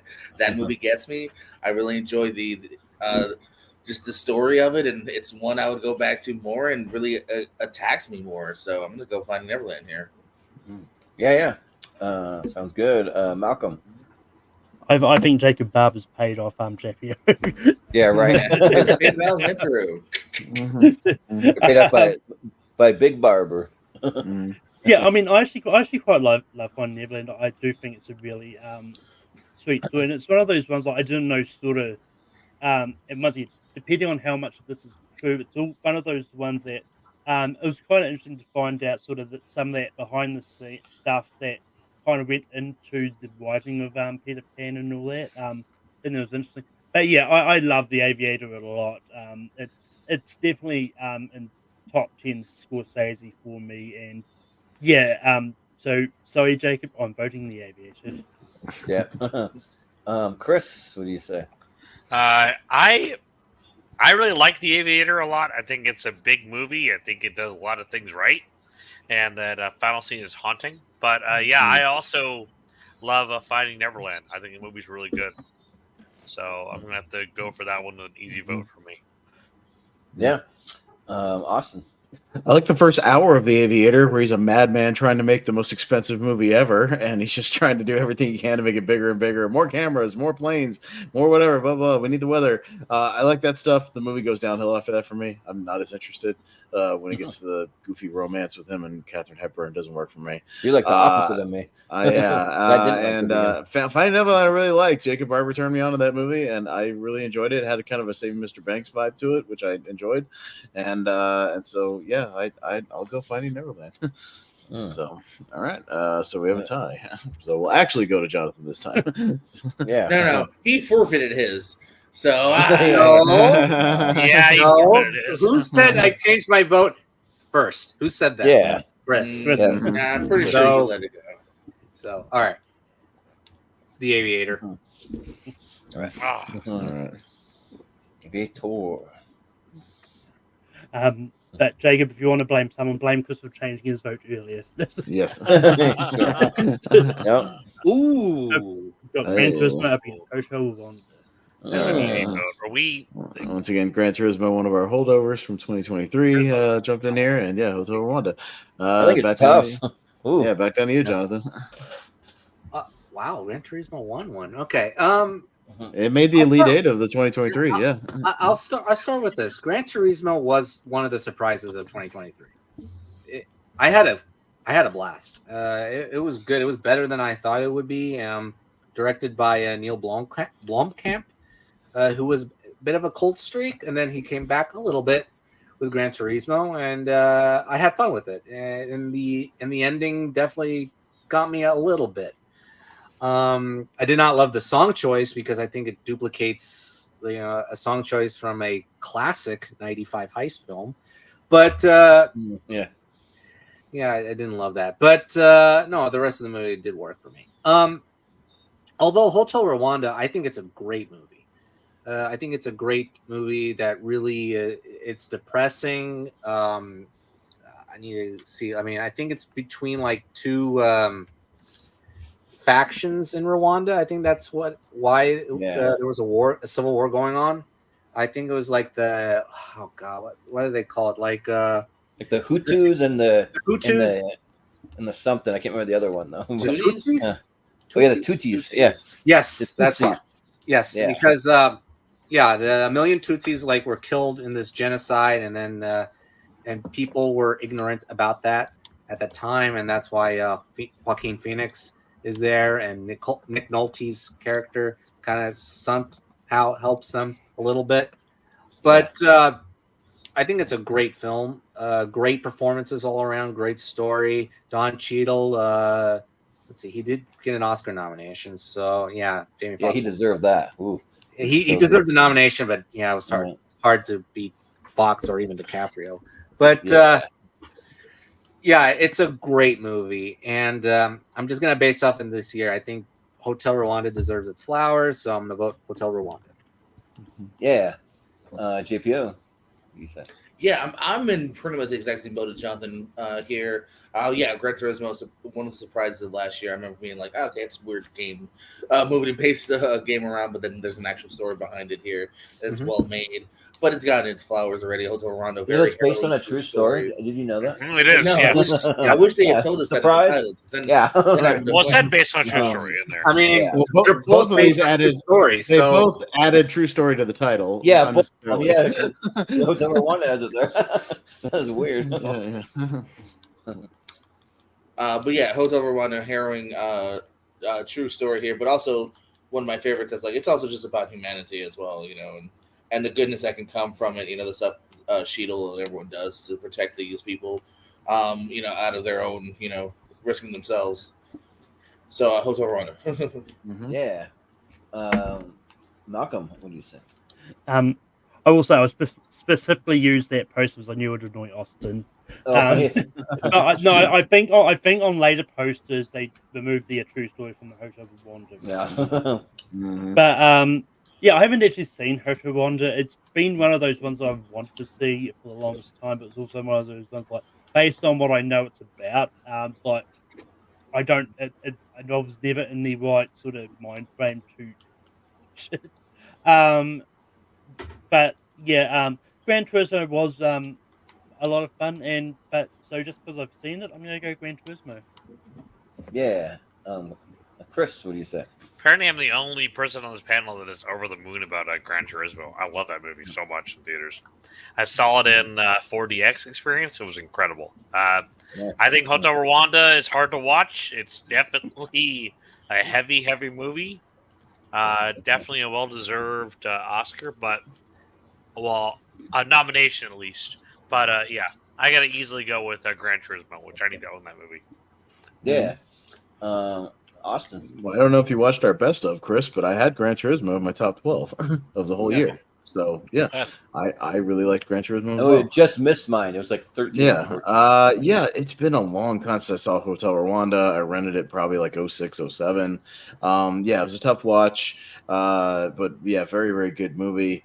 Man, I'm conflicted because do I give it to the really good 2004 movie or the movie I like more? We'll see what happens here. I'll go Gran Turismo. Yeah. So I watched one movie for this, and it was Hotel Rwanda. So I just saw it for the first time, and man, was that movie so good? Like it's just like when you just like find out about what actually happened in Rwanda back in the 90s and like the genocide and like the just crazy, because I remember like back then people talking about it, like there's a genocide going on and nobody's helping them and no one's paying attention. People would be like shouting about it, and I would be like, what's going on over there? Like people seem pretty like upset about what's happening there. So yeah, but yeah, like it's kind of nice to kind of get more insight into it, and yeah, it's just really crazy, like what went on over there. And there's a scene specifically where like they're like driving back from going to get supplies, and then just see all these dead bodies just like all across the road. And then he goes back to the hotel. They find a way around it, and then he's in his room and he just breaks down. He's just like crying, and it's just like it's just a powerhouse performance. Like it's like, oh man, that scene had got me. Like it gave me the chills, and yeah, like and Gran Turismo was really, really good. Probably one of the most fun theater experiences I had last year. I saw it with my dad and my brother, and it was really, really good. But yeah, like I think I'm just like, it could be recency bias, but I'm just fresh off a Hotel Rwanda, and man, it was just really, really good. Like when they tell these true stories that like not as many people know about, and they do it that well. Like you got to give it some props. So I'll go Hotel Rwanda. All right, so we have another tie, and it scoots up to JPO. No, I think Hotel Rwanda deserves some love. Hotel Rwanda. Okay. Yeah. I'm so they approached it really well, really delicately. I mean, it's rated PG-13, and I think right.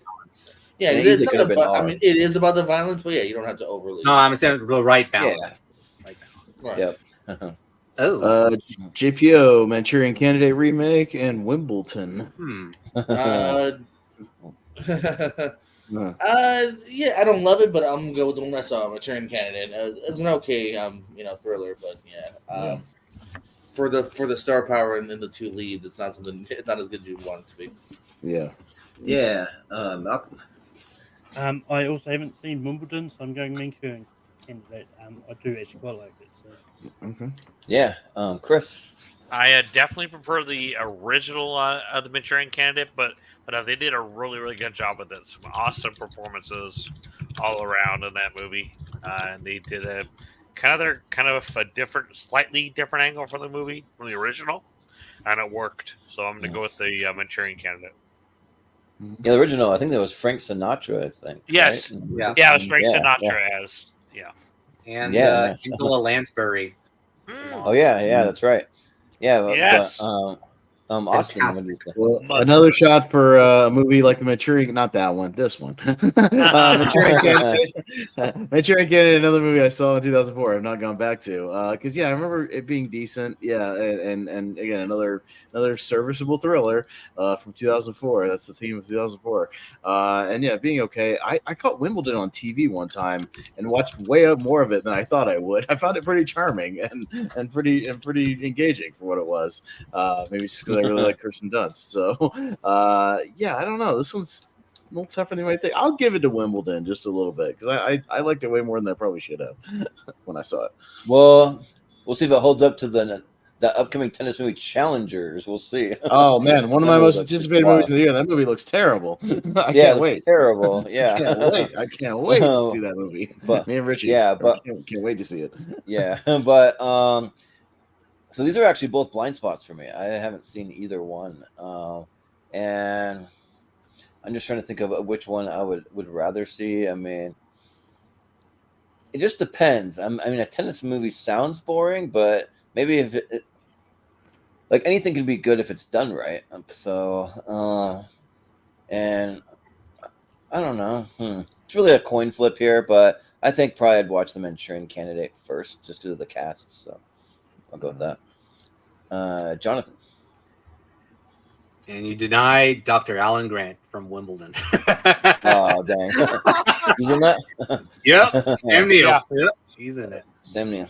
Yep. Yes. I think he plays the father. I think Paul Bettany's father. I think. I don't know. It's been a while. That sounds right. It's been a while since I've seen it. But yeah, I'm with Chris. Like The Manchurian Candidate, the original is great. It's fantastic. It's a fantastic thriller that holds up really well, especially with that. Oh man, that Angela Lansbury performance is a chilling performance. It's fantastic. Meryl Streep is a great actress, but this may be one of the rare times I say it, but I don't think it holds a candle to Lansbury's performance. So, and she is one of our finest actresses. Yeah, I thought it was all right. The Manchurian Candidate remake was all right, directed by Jonathan Demme. Yeah, Schreiber was kind of off in this movie, and Denzel, he gives a decent performance. Wimbledon, Austin said it's charming, but it has been a while since I've seen it. Yeah, I would give it a slightly over to Wimbledon because I think the Manchurian Candidate original is better than the remake. By a mile. And it looks like Sam Neill plays Kristen Dunst's dad. Oh, Oh yeah. yes. Okay. Yeah, but the cast is actually pretty decent. Like I'm seeing Paul Bettany, Jon Favreau, James McAvoy, Sam Neill, and then Nikolaj Coster-Waldau from Game of Thrones, who like one of my favorite things is he went on the Conan show and they had a side by side of him and Prince Charming from Shrek, and they look exactly the same. This is funny. But Manchurian takes it, Malcolm. Oh yeah, that's right. You went first. Yeah. Also, I don't like that post for Wimbledon. It looks like they tried to erase all any corporate logos, just left it looking like disembodied arms and heads. Yeah, right. Basically, does. Yes. Yeah. Malcolm, I think you'd like Wimbledon. Yeah. You'd like. I mean, I'm sure I would. That's one I never got around. Oh, yikes! Oh my God! Good night. Well, I'll say this: one of them is. Yeah. The other one's bad. Taxi sucks. Let's get Taxi this. sucks. It does. It's bad. It's so painful. Angel Cody Banks 2 by default. Anybody disagree? Because Taxi sucks. Yeah. By default, I guess. At least they got a sequel. I've never seen it, but I saw the first one. And the first one. I never saw the second. Good. I like the first The first one wasn't even. The first one's okay. It's okay, but it can't be okay. It can't be worse than Taxi. That movie's atrocious. Yeah, That movie's Taxi. awful. Look, Giselle Bundchen couldn't save that. Yeah, I mean, what I was about to say is like, I at least had fun with the Angel Cody Banks, so I don't hate it as much. I agree. As you guys. Not as much as the awesome. first one. All right, Shrek 2 and Miracle. Okay, that's a better match. Oh, fudge! Yeah, this Great one match. Okay, better match. Malcolm, we'll go on with this one. Yeah, this is actually pretty tough because both these movies are close together for me. But yeah, Miracle is a really great sports movie, and like Kurt Russell is great, and it's just one of those really inspirational things. But I do think Shrek 2 is the best of the franchise. It's a lot of fun, and yeah, I just think it's really great. So I'm gonna go Shrek 2. Okay. Yeah, Chris, what do you say? Between the two, I mean, A Miracle is an incredible movie, very inspiring. But I love the Shrek series. I gotta go with Shrek 2. Yeah. Austin. Yeah, this one's low-key tough because Shrek 2 is also probably my favorite of the series. It's really, really funny. Yeah, the addition of Antonio Banderas as Puss in Boots is great. Yeah, our second Julie Andrews movie, by the way, because she's the mom, right? Mom Yeah. And really great stuff with the princesses all ganging up and kicking ass like it's fun. But man, Miracle's really good too, and I love me some Kurt Russell. I'm a big Kurt Russell fan, so and I love the 30 for 30 they did on this story. It's really good as well. God damn it, I love a good hockey movie. Shit, this is I don't mind either one going through. I'll give at least a vote for Miracle so it doesn't get shut out here, and we'll see what happens. Jordan. Yeah, this one's tough because for as much as I love a good hockey movie, a good inspirational story, and like support my country and all that, but I do think Miracle feels a little cookie cutter a little bit because you know the story and it happens exactly how you think it would, but that's good though. I mean, you don't want it to be different, but at the same time, like it's just. I mean, it plays out how it played out in real life. Yeah, right. Change it. And Russia won, and it was not the Miracle. Yeah, that'd be weird. But or like sometimes they add weird stuff like here's a car chase in the middle of this for no reason or something to make it more entertaining or something. But yeah, I don't know. It's still really good, but Shrek 2, yeah, that's the best in the series for me. Like it's when a donkey gets turned into a steed, and he's like a steed. She called me a steed, and like at the end when he just finally it changes his mind and he's gonna go save the princess, and then it's like one of the best uses of holding out for a hero. Like that really gets me pumped up. I'm just like, yes, let's go get him. And it's really good. So I think I got to edge it out to Shrek 2. Yeah. Don't edge it out right now. Do that after the show. Well, give the edge to it, whatever. That would hurt. Yeah. Yeah, but Jonathan. Yeah, this is easily the toughest round 1 matchup for me. This sucks. I mean, why couldn't Agent Cody Banks 2, Shrek 2, and then Taxi Miracle? I mean, yeah, exactly. That would have been way easier. First Daughter or something weird, yeah. Or First Daughter, Miracle. Miracle, yeah, it's easily one of the best Disney sports movies. You root for the U.S. hockey team to actually get along and then win some matches, even though you know the outcome. And it's really well done, directed by Gavin O'Connor, who made Warrior, another great sports film. Yeah, and Kurt Russell is great. All the dynamic between all those players, the actors, are really, it's well done. And I hate to give sad news, but the actor who played the last player that was that had to be bumped out of the roster. You went underwater. You're underwater right now, Jonathan. I can't hear you. Your mic is sorry. underwater. Your mic was underwater for a second.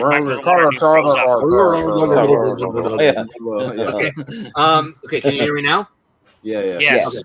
No, I meant to say. I mean, say it that the person who played Cox, the player that got bumped out of the roster, he recently passed away. Oh dang! So it's horrible. Yeah, that's really sad. I think from ALS. I think that was it. That's terrible. But so yeah, Miracle's a fantastic movie. Shrek 2, yeah, I'm basically in the same wavelength. I think Shrek 2. I don't think it's my favorite of the series, but it is darn close. It is darn close. And I was about to bring out holding out for a hero sequence because I think it's still, I think in my mind, one of the best sequences in cinema. To be honest, that rendition is awesome. Yeah, it's so good. Like I'll go back and just listen to the song, that version of it. Right. Yeah. I remember. I don't know if you seen those VHS tapes where Paramount had those ads with holding out for a hero. I hope someday they put that version and put it in, clip it out with that video from VHS. Yeah, that would be awesome. So it is darn close. I watched this more when I was a kid, and I'm so sorry, Miracle. Love you, but I gotta go Shrek 2. Damn it. Yeah, I've been higher on the Shrek series ever since the last Puss in Boots. Like that movie was really good. So yeah, that kind of gave me like a renewed interest in Shrek. So, but JPO. Yeah, I mean, no knock on Miracle, but yeah, I think Shrek 2, like you guys said, maybe the best. Who knows? But it's a really tight sequel that absolutely capitalized on the first one. Yeah. And it's one I lean towards a little bit more. So Shrek 2. Yeah. All right. Sorry, Miracle. Shrek 2. Yeah. Sorry. Yeah. All right, 51st Yeah. Dates, little Sandman is making an appearance finally. And the Sandman. Oh yeah, makes it. no, All right. I think we easily go Sandman. Actually, there's Yeah. only a few times you can go, yeah, easily Adam Sandler takes this one. Yeah, right. Yeah. This one, You can't yes. always say that. You can't always say that, but yeah, we'll put it there. Yeah. We'll put it down. See. Terminal. Okay. Huckabees. Okay. Yeah. Chris, You're muted. you're muted, sir. All right. Well, I have never seen the Huckabees, but I absolutely love the Terminal. I think it's a phenomenal love story, and the chemistry between Tom Hanks and Catherine Zeta-Jones is spot on. And it's, like I said, it's one of my favorite movies of that year. It's definitely up there. So I got to go with that one by a landslide. Yeah. Austin. Yeah, I think I Heart Huckabees is okay. It's been a while since I watched it. I haven't had an urge to rewatch it. I rewatched The Terminal, Jordan, when we did our Steven Spielberg tier ranker way back in the early days of tier ranker and all that. And I rewatched it for that, and I really liked the rewatch. This movie went way up for me on a rewatch. I thought it was really charming and good. I just think it's one of the more underrated Spielberg movies. I dug the story a lot. It's a good kind of immigrant story, and yeah, sweet. And I like a kind of a one location movie because it pretty much all takes place in that airport. So, no, I like the Terminal way more than probably a lot of people. So I'll go the Terminal. Pretty Well, easy. man, I'm glad your opinion changed, dude, because I remember we talked about this movie on another show, and like none of you guys were high on it. I remember thinking it was okay when I first saw it, but that's why on that show I wanted to rewatch it to give it another chance and like see if I changed on it. And yeah, it really went up. I'm glad it changed, man. I like it. Yeah. Looks like an early role for Diego Luna. He's in that, I guess. Yeah, he's in there. Him and Zoe Saldana have a little romance thing in the movie. Yeah, and oddly enough, she's a Star Trek fan in the movie, and then she went on to be in Star Trek. It's kind of fun. Nice. That's so cool. Yeah. I probably need to go back and rewatch The Terminal because I think I've only seen it once, and I was just like, that movie's okay. I don't think it did like that good, but like I think that I might be the same way. If I went back to rewatch, I'd probably appreciate it more. I haven't seen I Heart Huckabees, so that's just a blind spot. But so I'll go for the Terminal. Right now, I'm not high on it, but I really feel like I probably will if I rewatched it. So yeah. But Jonathan, I really like the Terminal. Yeah, the Terminal is really good. I think it gets better and better on rewatch. I kind of disagree with Chris. I don't love the love story. I don't think it's well executed. But the rest of the movie is really well done as he is trapped in this airport because of his country being, in shambles. But yeah, it's fantastic. Stanley Tucci, a little Road to Perdition reunion there. Tucci's great. Barry Shikaba Henley as the officer. I think you saw him in Collateral. That also came out that year. He played the jazz club owner. So, Terminal is really good. I think it's one of the underrated Spielberg films, and I haven't seen I Heart Huckabees. So, Terminal. Yeah. I had to look up that name, Barry Shikaba Henley. I recognize he's a good character actor. Yeah, when you see his face, yeah. But he's one of those guys like I recognize that face. but JPO. I enjoy I Heart Huckabees. It's kind of batshit crazy in a couple of moments too. It's a really weird film. I also am a big fan of Jason Schwartzman, so I'm always glad to see when he can have a meaty role. But yeah, I like The Terminal as well. I think it's just a really sweet, well-intended film here. I love the way it just kind of executes. Just again, goodwill. I'm always gonna be a big fan of it. It almost runs up almost like a Ted Lasso kind of spirit. You know what I mean? So I'm gonna go Terminal. Yeah. Malcolm, what do you say? I Heart Huckabees is actually the second Jude Law movie that's come up tonight because he played Lemony Snicket in Series of Unfortunate. Third movie. Alfie. We had Alfie also. Oh, that's right. Fourth. Sky Captain. Oh, Sky Captain. We skipped. Yeah. 5. Yeah. Closer. Homeboy worked. Damn, Homeboy was working. Yeah. Holy shit. Yeah, 5. Jeez. Crazy. Yeah. This is. I was the gonna time say of we had Jude Law. like 4 Dennis Quaid movies, and then we always had those actors that I was man saying, they get those years they worked, man. Speaking of Natty Portman, Clive Owen, yeah, a couple people really busy this year. Yeah, they were very. Well, the last one we had like 4 or 5 Ben Stiller movies, something like that. We had 6 Ben Stiller movies in part 1, just in part 1. Yeah, it's insane. Wow. Oh wait a minute! Wait! He's also in The Aviator. That is 6. Oh, Jude Law he movies. is. 6 Jude Law movies also. Homeboy, work. But he's barely in it. He's barely. I know, but he's in there. It counts. Damn. Which is funny. That's a good like busy actor probably, that year. Yeah. like quarter of his whole career though is like this year. Yeah. and then I'm looking down. We go like year by year, and it's like it goes back to being like 1 per year, like one. But it's like for whatever reason, 6 movies. I mean, yeah. Jude Law's been in a fair chunk of movies. This isn't a Well, I mean, when we Yeah, did he like has some kind been. of Jude Law episode, I feel like we were really stretching to find it. Well, I mean, I don't know. it was more of a case. He hasn't done a lot of like big roles. Like he's been mostly big roles, like very no. recognizable. Yeah. Anyway, back to this pitch. But yeah, I do like I had Huckabees enough, but I don't heart it enough to give it the vote. I'm going to go at the terminal here. Hey, No, I did not have the terminal as a clean sweep on my bingo card tonight. I'll say that. You see, we all I have remember. a heart. Yes. We all have a heart. Yes. Yeah. I remember what it was. So Oh my God. Oh. I was on Rankem for best Jude Law movie. Me too. And I was struggling to like find like a good 12. I had a hard time. Oh, that's a good No, enough. but Okay. also that was a sweep that night as well. We voted number 1. Yeah. Right. Yeah. All right, so we got Kiss Kiss Bang Bang holding over from 05 and Anchorman. Okay. Yeah, I'm up first. And I that's Kiss Kiss Bang Bang was another one I rewatched not too long ago when Henry and I kind of did a show about Shane Black stuff. And yeah, that movie really works. It holds up well. But man, in this case, Anchorman's in my 128. I love Anchorman. I just think that movie's really damn funny and holds up and really unique. So I'll give it to Anchorman here. Jordan. Yeah. Yeah, I think Kiss Bang Bang is really good. It's a fun Christmas movie, and I think it's just really good. But yeah, like Anchorman, it's just so good. Like he's kind of a big deal, you know.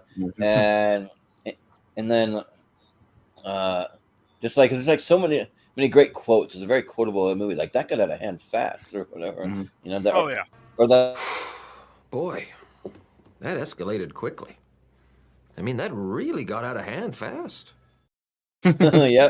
That's good stuff. Yeah. So yeah, and I think that the supporting cast is just really, really good, and I'll never forget that San Diego, the literal meaning is a whale's vagina. So Yes. with Anchorman. Yeah. So Jonathan. By the way, side note, Dustin Hoffman worked a lot. He had 4 2004 movies also. That man was working a lot as well. Anyway, but Jonathan. Kiss Kiss Bang Bang. It's a good movie. Not one that I'd go back and rewatch, but yeah, it's good. I like the dynamic between Robert Downey Jr. and Val Kilmer. That's the movie right there. And yes, Michelle Monaghan, right? That's the actress, not Bridget Moynahan. Okay, Michelle Monaghan, she's good in the movie as well. But look, no, she gets the special cologne. It's called Sex Panther by Odeon. Yes. Yeah. 9 countries. Yep. Made with bits of real panther, so you know it's good. You know it's good. Yeah. Look, but Kiss Kiss Bang Bang, in my opinion, it's going up against a juggernaut of a comedy. I love Anchorman. This movie is awesome. I love this movie to pieces.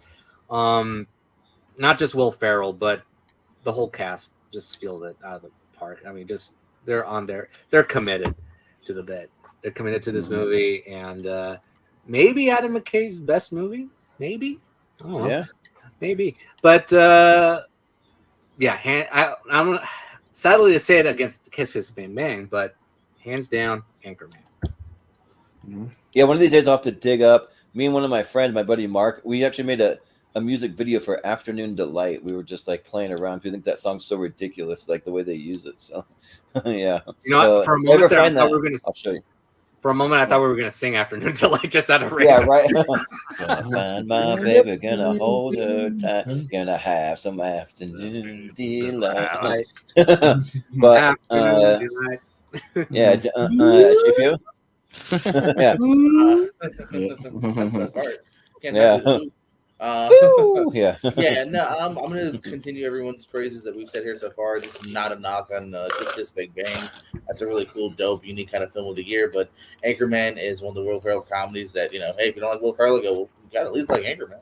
Because, yeah, I think it's very funny, rewatchable.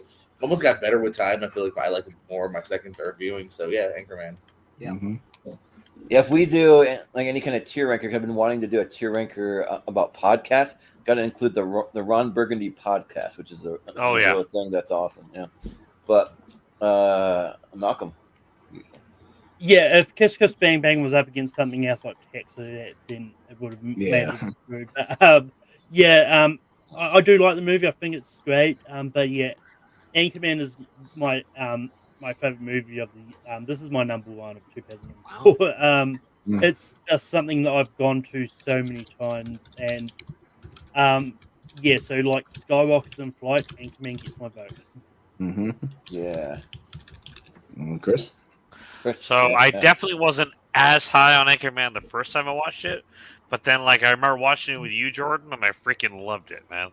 It is so funny. It's just like it gets better and better. Like I feel like you miss things the first time around. Like it's just so good. Everyone's like you said, like they're in it. Like they're part of the bit. Like it's kind of believable. And yeah, Kiss Kiss Bang Bang is good, but it's not Anchorman. Yeah. I don't believe you.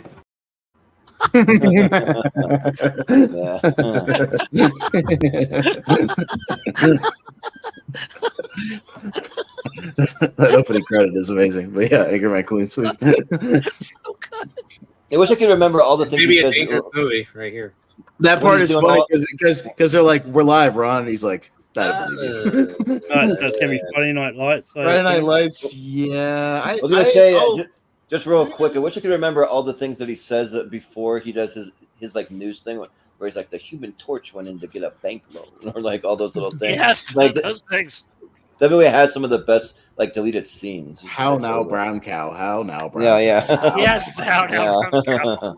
Yeah, I love Scotch. I kind of disagree about the deleted scenes, because when they tried to put all the deleted scenes as its own movie, that didn't work. Yeah, that didn't work. There's a whole subplot with like Amy Poehler and Kevin Corrigan. Yeah, But smart on them for taking that shit, realizing there's like. I think Malcolm was asking if anybody was going to vote AVP over Friday Night Lights, but no.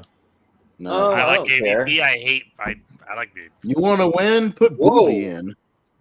Friday Night Lights is good. Yeah, it's good. I'll probably pick it over AVP. Yeah, so that's fine. Look, Anchorman is gonna move on. Anchorman, yeah, it's whatever loses to Anchorman in the next round. Yeah. So now, if we're talking the TV show Friday Night Lights, that's an all-timer. The movie's pretty good too. I'm sleeping on the movie. This is interesting. Interesting. Okay.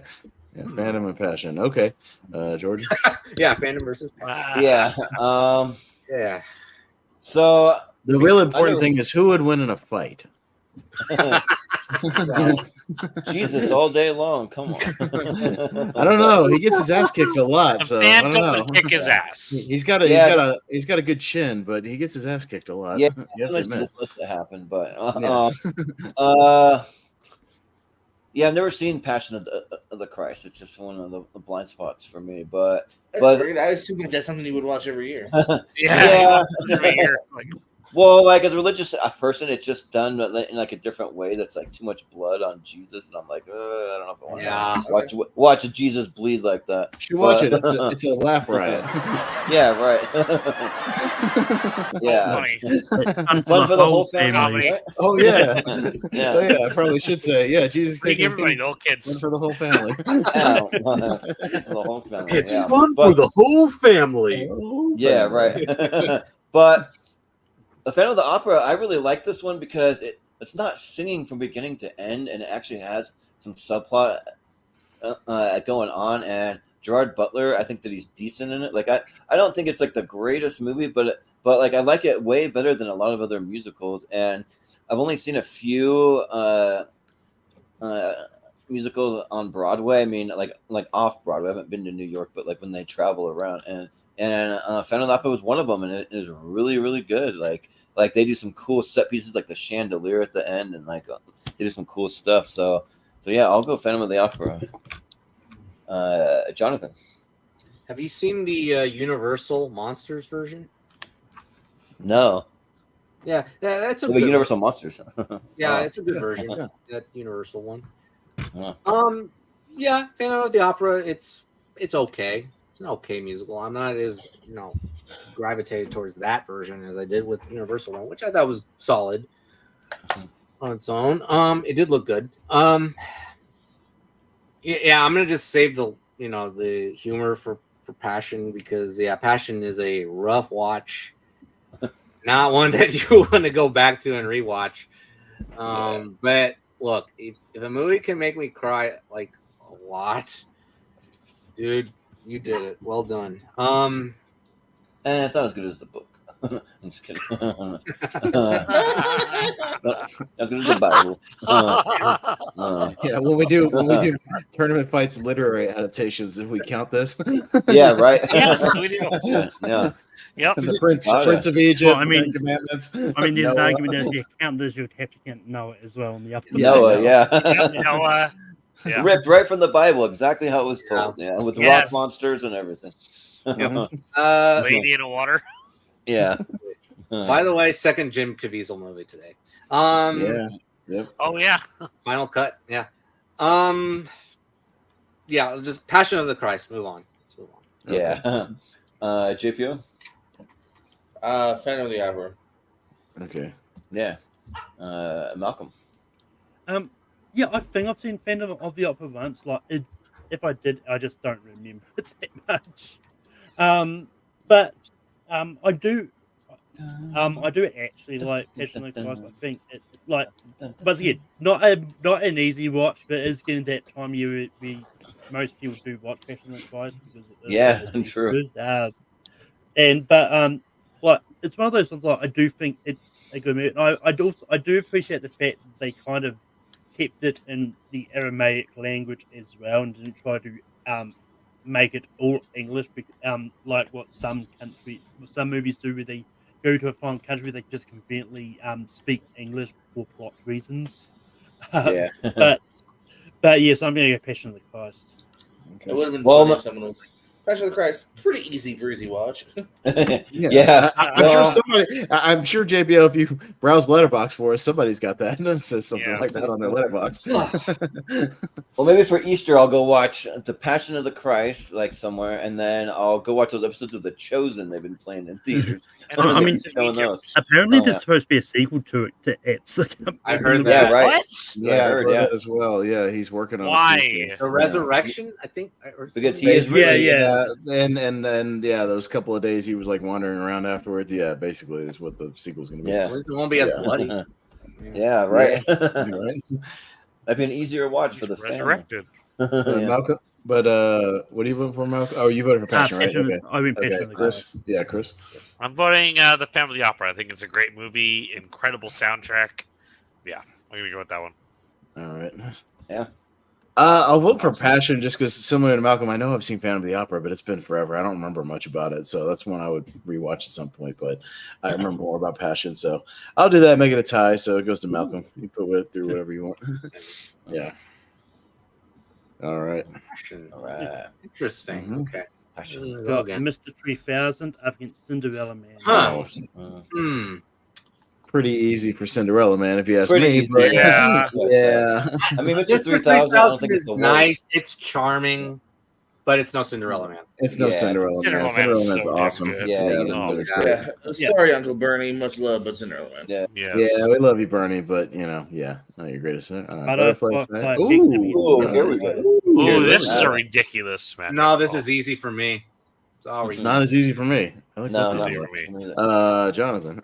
Oh, damn it. Okay, well, let's make it quick for me. Butterfly Effect. maybe I need to rewatch it because I thought it was just fine, and I just didn't buy Ashton Kutcher as one of these in these thrillers. I just didn't buy him at all, and he was in that phase, that 70s show phase, I think, at the end. And also that comedy phase, but yeah, just didn't do it. But Man on Fire, despite the over the top editing, that part's weird for me. that movie's awesome. The Man on Fire is like nearly 2.5 hours, and it goes by like that. You're just engaged from the moment where you see Denzel's character pop up, and then that dynamic with Dakota Fanning. That first third where they build up that dynamic is very important because it makes you care about Denzel's search for her, and also the action sequences as well.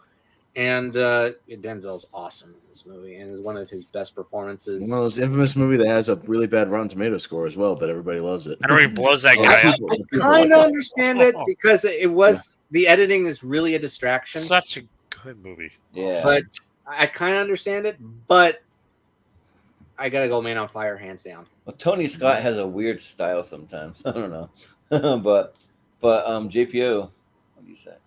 Yeah, no, I'm similar here. I like some elements of Butterfly Effect. In fact, it's also one of those weird ones you may not know. This is like a trilogy. There's like at least 2, if not 3 more. Yeah, they're both bad. I watched both of them. Yeah, they're terrible. They are. At least for fun. I can't remember if I saw 2 or 3. I like it is horrible, and I mean horrible even for the DVD standards. It's a really bad movie. Was Erica Durance in one of the sequels? Sounds possible. Definitely sounds possible. Erica Durance, Lois Lane, Smallville. Yeah. Supernatural. Yeah, not Supernatural. Fucking Smallville. Yeah, wrong ass show. Yeah, she was in the second one. Yeah. Okay. Go on. I think I might have seen the third one. That's sadly. But yeah, no. So like, I like elements of it. I think it's an interesting story. I actually really wouldn't mind like someone else tackling it, like someday. But I'm leaning definitely more towards Man on Fire. It's actually more of a recent watch for me in the last couple of years. And yeah, while there is some questionable elements as far as editing and even maybe length to a degree, that core relationship actually absolutely works here. And yeah, you're really along for the emotional moments, even a little bit of a twist at the end. I think there's actually 2 versions of how it ends too. There's also like DVD alternate endings, but the ending, the main one, I think actually really works to a large degree. So Man on Fire. Yeah, I just don't understand what that poster is for Man of Fire. How does that represent the movie in any way? That's weird. It looks exactly the same as the Wrath of Man poster. Yeah, and like that's a battle poster. No, Wrath of Man's more of a full-on front shot usually. Yeah. Yeah, that poster doesn't really sell me. Yeah, but Malcolm, what do you say? Just quickly, I was actually going through some Letterboxd reviews of Passion of the Christ. There's at least one review saying the book was better. Really? And there's another review which was just simply Jesus H. Christ. That was what all he said in the review. Anyway, on. I wonder what his middle name was. That'd be interesting if it really was H. I don't think an H. I don't think it's ever. Anyway, Jesus Geraldo Christ. Yeah. Back to this. I do quite like Man of Fire. I do think it's a good movie, but I actually really love Butterfly Effect. I think it's great, so I'm going to go Butterfly Effect. Yeah, Chris. I really like the Butterfly Effect. I think it's really good, but Man on Fire is great, especially that scene where he blows that guy up. Like that scene just lives rent free in my mind. Oh, yeah. I wish that you had more time. Yes. Yeah, I wish. Yeah. Yeah. Good, so he says, "I wish you had more time." Oh, yeah. Awesome. So Austin. It's been a long time since I revisited Man on Fire. That's one I need to revisit that I haven't seen in a very, very long time. I have a Denzel like 4 packets in there. I need to. I didn't realize there were a book series though. Hell yeah. But I like the Butterfly Effect as well. I got really obsessed with that movie for a while after it first came out, and I first watched it on DVD, and I really dug it. And yeah, the director's cut ending of that movie is bonkers dark. It's ridiculous. But they both had DVD endings. They both had alternate ending things. So three. But I really like the Butterfly Effect, so I'm gonna go with that one. Jordan. Yeah.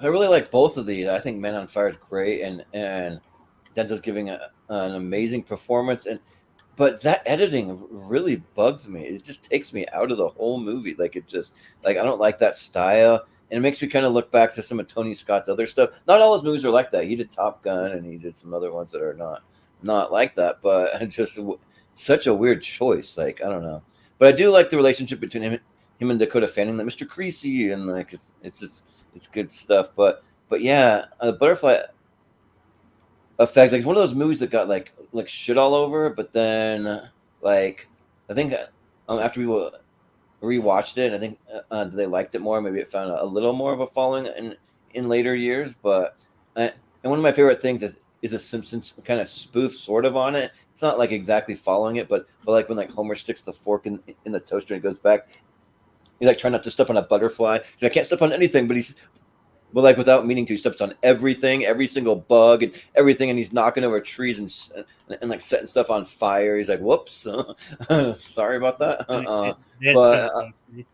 But I'll go with the Butterfly Effect. Yeah, but they're both like movies that I'm due for a rewatch. But yeah, I'll go Butterfly. So we actually have a tie. Yeah, we go up to Chris for the tiebreaker this time. I'm gonna definitely go for a Man on Fire.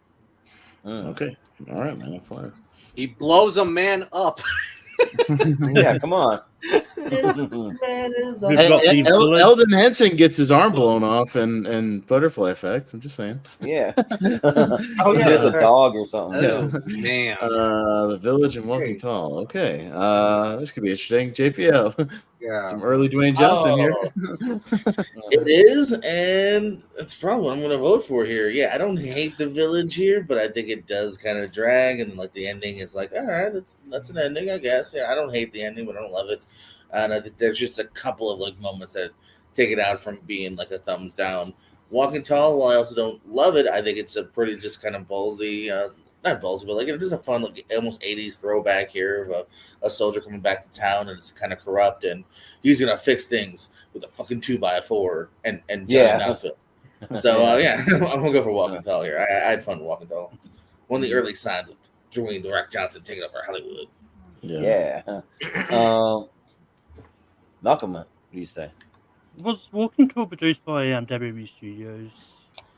At this point, his name is probably. Yeah, I'll get back to you. Yeah.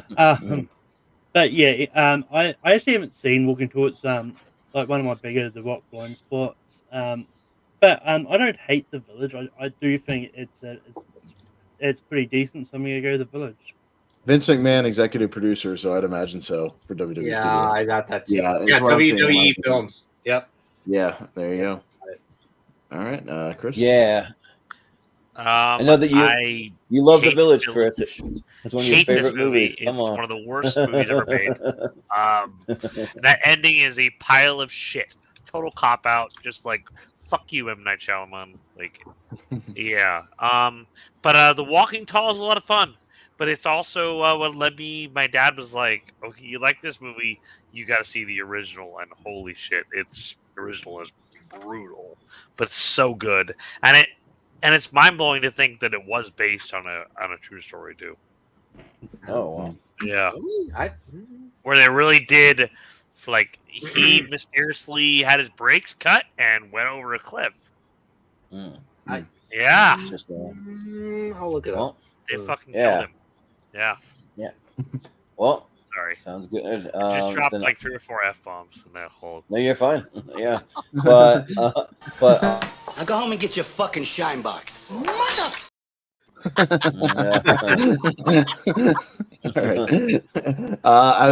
I'm voting for Walking Tall because it's 85 minutes and it's pretty fun. But does anybody know that Kevin Sorbo did 2 direct-to-video Walking Tall sequels? Really? I did. Hell yeah, I did. Walking Tall: The Payback and Walking Tall: Lone Justice. Interesting. Yep. But anyways, I'll vote for Walking What Tall. studio thought that was a good idea? The direct-to-video studio. Just hopes you're gonna fuck them and think, Walking Tall. You gotta watch it. Yeah. So I thought that maybe I'd seen Walking Tall because Johnny Knoxville has these movies where he's like with an action star, but it's The Last Stand that I get it confused with because he's in some with Arnold in The Last Stand, but like Like, why do they make him like sidekick action guy? That's kind of weird. But I think he's perfect as a action guy. I mean, he brings the like levity or the comedy or whatever. But like, I actually like The Village, except for the ending. I think the ending, is one of those like here's the M. Night Shyamalan twist, and it's like one of the stupidest things you've ever seen in your life. You had a lot of those stupid twists, but he's had some good ones too. But The Village just didn't stick the landing. It was bad, but I like a lot of the other stuff to it, like of them just like being in this kind of like a different time period, and like it's been a long time since I've seen it. I thought it was like some monster wearing red or something like that, or I can't remember exactly what that's all about. But yeah, I haven't seen Walking Tall, so I'll go with The Village. But Jonathan, boy, I'm in a bit of a predicament here. Yeah, so Walking Tall is my last one of the first time watches. Yes, Austin's right. It is like 85 minutes. But let's take away 11 minutes of credits. Okay, so that's 74 minutes. Oh, really? 11 minutes? Ooh. Yeah, that movie flies, dude. That movie flies so Okay. goddamn fast. Yeah. Well, yeah, so it's 74 minutes long. And that first half was kind of dull. And then the second half kicks in when he becomes sheriff. And then Knoxville actually gets, he kind of is the standout of that second half. And it becomes that 80s throwback in a way. That's the cheesy fun that I wanted from that dull first half. And unfortunately, it was not all of that. And then all of the story was rushed because he becomes jailed for a period of time. And then all of a sudden, he becomes the sheriff. I was like, what the heck happened? So I was like, whoa. So yeah, there's certain things that are not fleshed out. I don't know why Ashley Scott is at this movie as the love interest. She's just there as the love interest. That's it. Boy, and then there's some actors with hittable faces. I'm not joking. When you see that, those actors is like, yep, they're the bad guys. So yeah, Walking Tall was. I wish that whole movie was the second half. Let's just say that. The Village. Woo, what an experience. Yeah, it's probably one of the more divisive films from his filmography, right? So either you like it a lot and you accept the ending, or you hate it and you just hate it, or you just like it and you hate the ending. So yeah, I'm at that point where it's not bad and the ending is it's not good. But let's make this interesting. I'll vote The Village.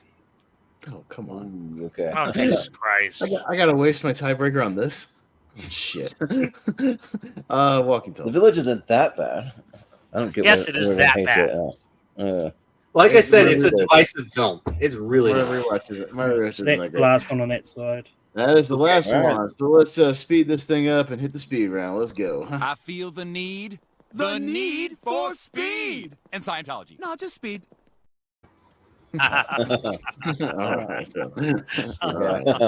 All right. So you guys know how this works. Speed round time, 10 seconds or less. Go with your gut. Do what you got to do. The winners of this one will move on to Friday at least and be safe till Friday. So we'll go into Sweet 16 here, and we'll start off by just automatically moving Spider-Man 2. Yeah.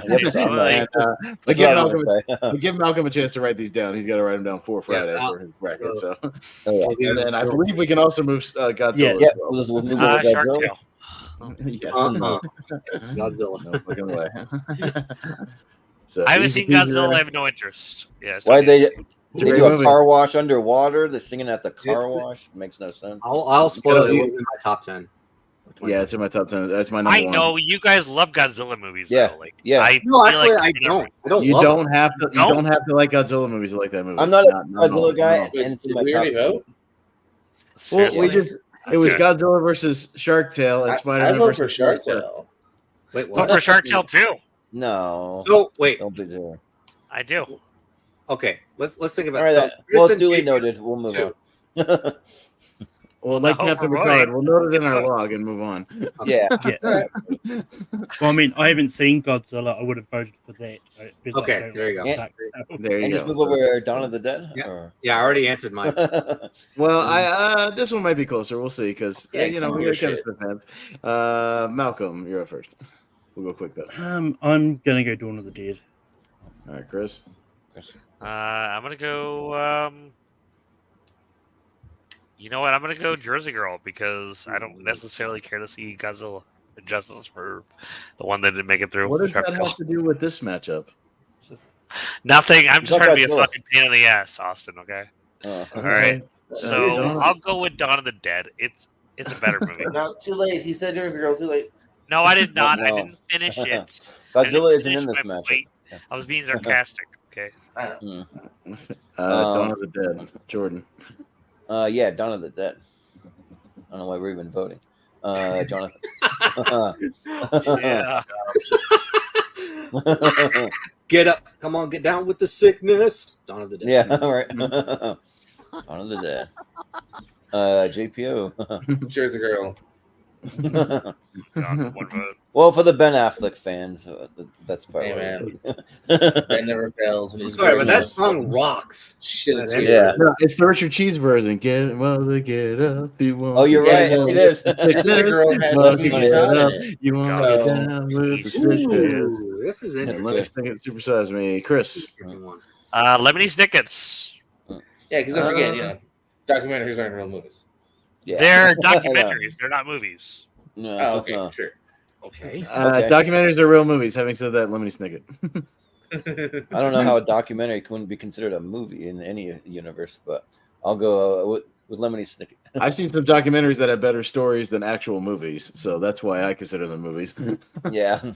The only one I can Like- think of is the McDonald's one about that whole thing with the mob. That is the and, McDonald's one, This right? one right here? I mean, This- No, this one right not here? that one. That's a Monopoly one. That was really awesome. Mhm. Oh, the It's not a Monopoly. movie, it's just a documentary. Oh yeah, that was a series. Yeah. Yeah. Yeah. Jonathan? Pretty cool. Me? Yeah. So look, Super Size Me is the better movie, but I rewatched Lemony Snicket's more. So Lemony Snicket's. All right. JPO? Let me a second. Okay. It's also the better movie. And, Yeah. and Malcolm? Malcolm. I would have gone Super Size Me. I like a little bit more. Okay. Lemony Snicket moves on to Friday. Hey. All right. Got Sideways and Ray. Okay. Two kind of Oh, here we go. Oscar-ish movies. Me first. I'll go Sideways. Jordan?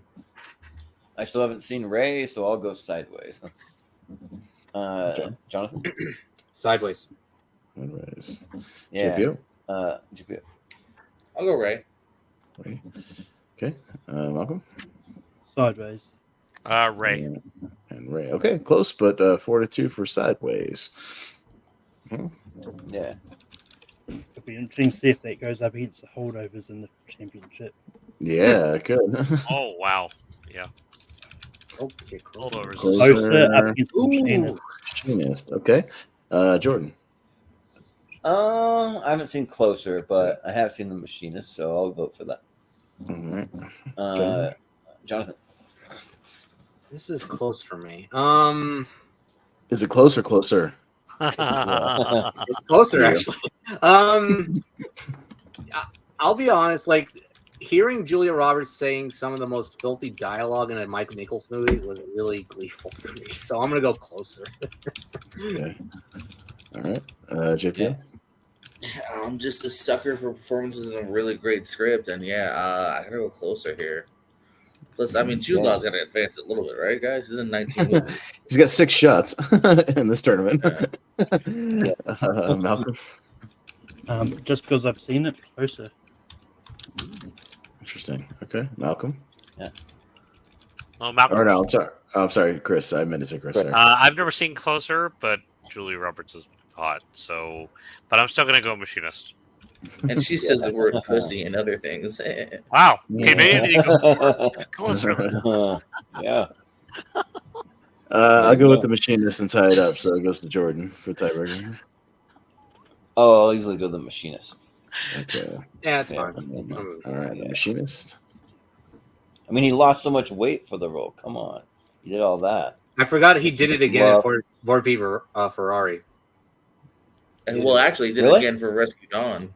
And Rescue. Oh yeah. Oh, but not as much. But this is probably going to be skinnier in Rescue Dawn.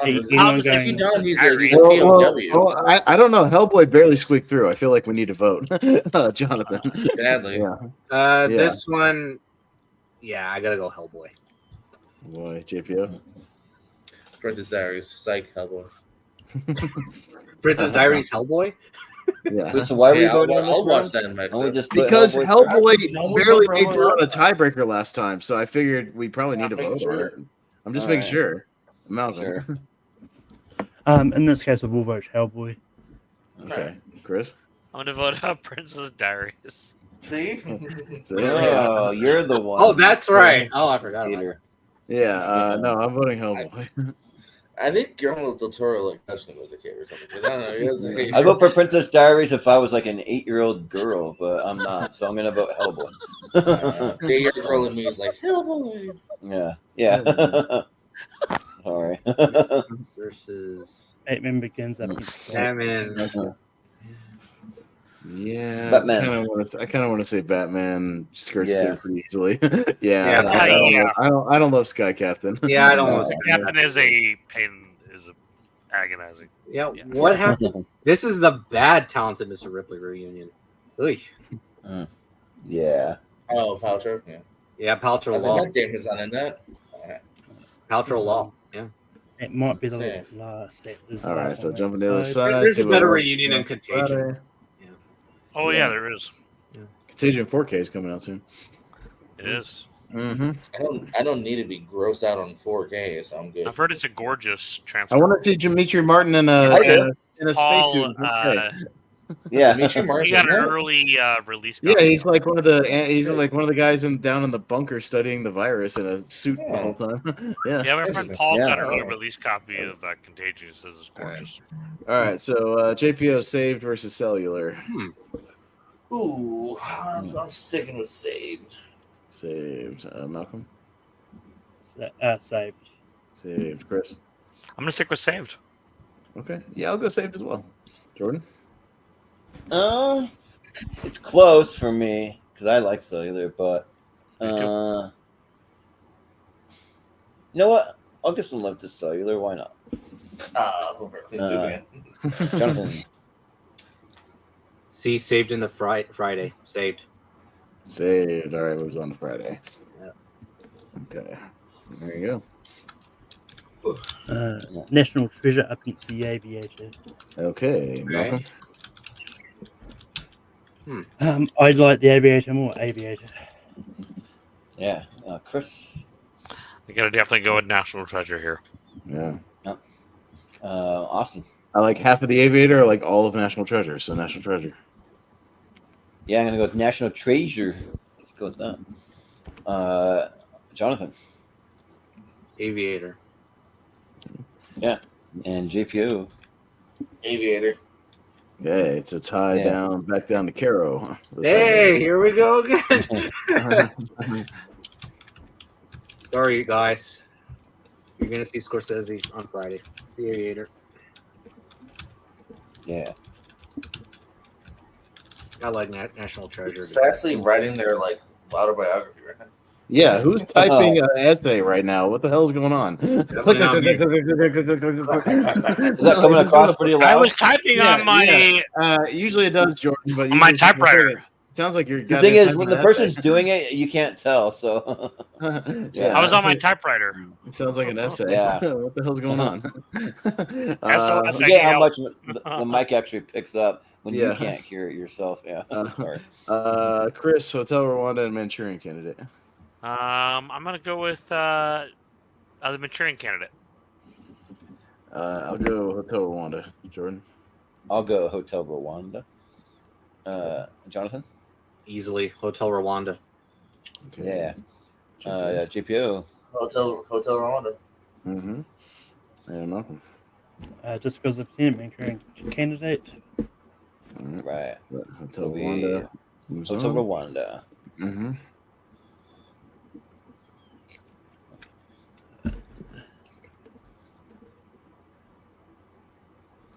Agent Cody Banks 2 up against Shrek 2. Oh, easily Shrek 2. Shrek. That shit over. Shrek. All right, No get quick brainer. pass.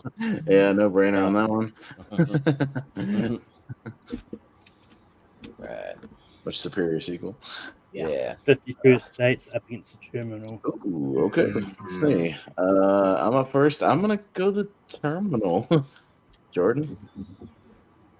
Yeah. Yeah, I think I'm gonna go 51st Dates. It's I won't get into the long story because we're in the speed round, but it holds a special place for me and my ex-wife. It's one of our like things we really bonded over. So yeah, we had a good date to that movie after 10 years apart. So, but Jonathan. Yeah, 51st Dates is a nice romantic comedy. It's one I'll go back to a little bit, but you know, The Terminal holds a soft spot in my heart. So, The Terminal. And I said it backwards. We saw the movie, and then we had spent 10 years apart, and then rekindled after. So, anyway, but JPO. Did I fall asleep? When did we talk about 51st Dates? When did that even happen? We knocked it over Resident Evil. Resident Apocalypse. Evil. Yeah. Okay, was that a quick one? Yeah, that was a quick Yeah. one. Yeah, we all Okay. decided. I was like, I do remember that. I don't remember talking. It was one of the seeing few that times at all. where we were like, yeah, easily Adam Sandler. One of the few times we can say that. No, for You sure. might have fallen I asleep just- for like 10 seconds. Maybe because I swear to God, I remember nothing about seeing this Yeah. poster. Yeah. No, this is a really close one. I like these a lot. Maybe because I just revisited it and I think it's a really good like spiritual sequel to Wedding Singer. I'm gonna go 51st Dates. It's a really sweet movie. It is, yeah. Malcolm. 51st Dates. Oh no. Okay. Yeah. I gotta definitely go for The Terminal, probably only because I used to work at RC Willey, and they would play the same movie 100 times like a day, and one of the ones they played was 51st Dates. So I like it, but not like 100 times Don't a hold day. that against the movie. Well, JPO, it might be good news because you got the tiebreaker. So, Hey, Spielberg, you went through before, but you're not going through now. Shabba-doo, 51st Dates. Yeah. Oh! I love Shabba-doo. Oh. dreams are crushed. Yeah, my dream is crushed right there. Goodbye, Terminal. You're an amazing movie. Got Not Anchorman that up against Friday Night Lights. Anchorman. Man.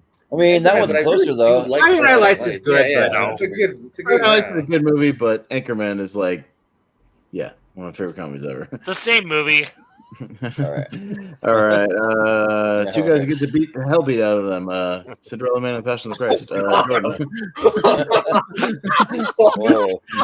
Took a beating. Cinderella. So almost the same movie. Oh no! Oh. Jordan was up first. Oh. Yeah. And they both saved the people, you know? So, yeah. Let's see. I'm going to go with Cinderella Man. That movie blew me away when I first saw it. So. Jonathan. I usually go 04, but not in this case because Cinderella Man I would rewatch over Passion. So Cinderella Man. Mm-hmm. Yeah. GPO. To save my soul, Passion. Yeah. Okay. You're going straight to hell, JVO. Welcome. Okay. Hey, Cinderella Man. And Chris. I'm gonna go Cinderella Man here. Yeah. To quote Cecil from Saw 4, I don't have a fucking soul, Cinderella Man. Yeah. Yes. And Cinderella Man's a great Eminem song. Come on. Who doesn't like that? Cinderella Man. Cinderella Man. Yeah. Yes, such a good song. Oh, come Yeah. on. Come on. Man on Fire, anyone? I don't know. I feel like we have to vote on this one at least a little bit. Sure, yeah. Jonathan, we can do it quick it's though. a speed round. Man on Fire. Yeah, it's fine. All right, JPO.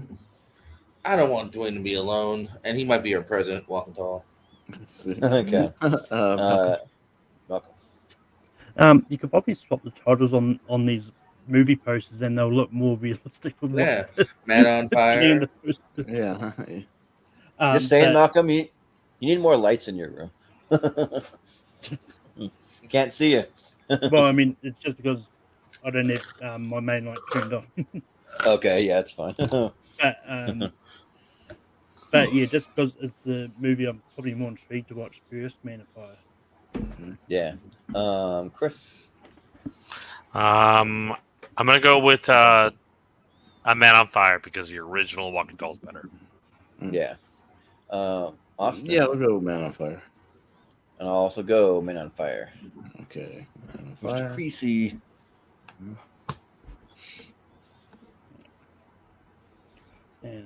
All right, so all right, we have our Sweet 16 for Friday all set to join the other Sweet 16. So now it's just to see which movie wins tonight. Yeah, so Good 16. Good ones. All right, Could have had Soul Plane on Friday. Exactly. That is a tragedy. Yeah, it's just sir. such Well, a I mean- tragedy. Yeah, I'll weep. Yeah. I'm crying. Did you hear that? It's the world's smallest violin playing. Yeah. You wouldn't want to fly on a plane like that. Okay, all right. Spider-Man 2 and Godzilla -1 Holy to crap. kick off to the Elite Eight. JPO. Spider-Man 2. Spider-Man. Malcolm. You know what? They're both in the championship. I'll throw Austin a bone and go Godzilla -1. Yep. Chris.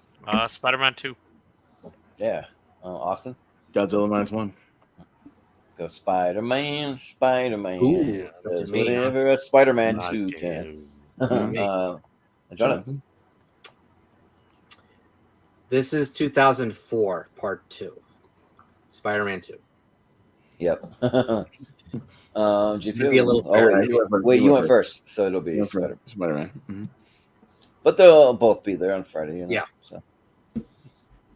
Never gonna get a Godzilla movie to win a fucking tournament ever. Well, never gonna happen. depends what it goes up against. I get it. Wait, it I didn't tried win? to help you.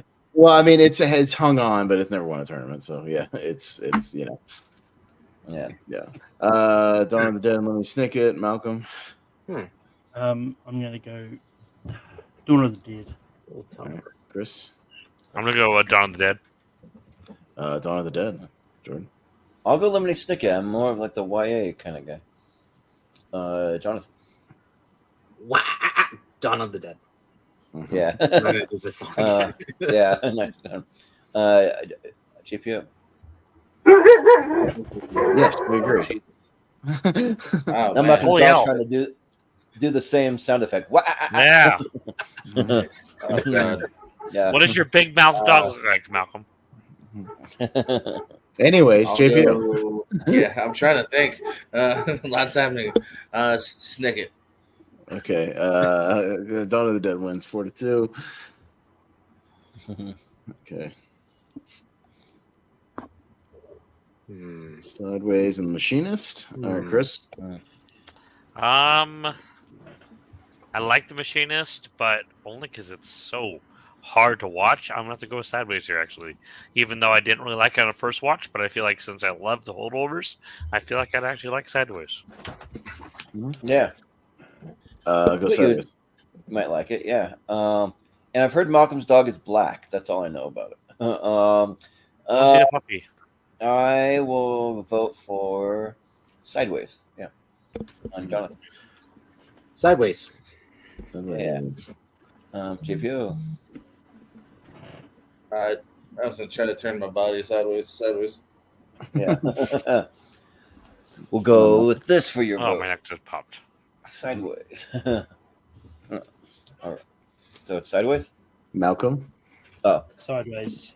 Sideways. Okay. Sweep. So Sideways sweep. sweep. Mm-hmm.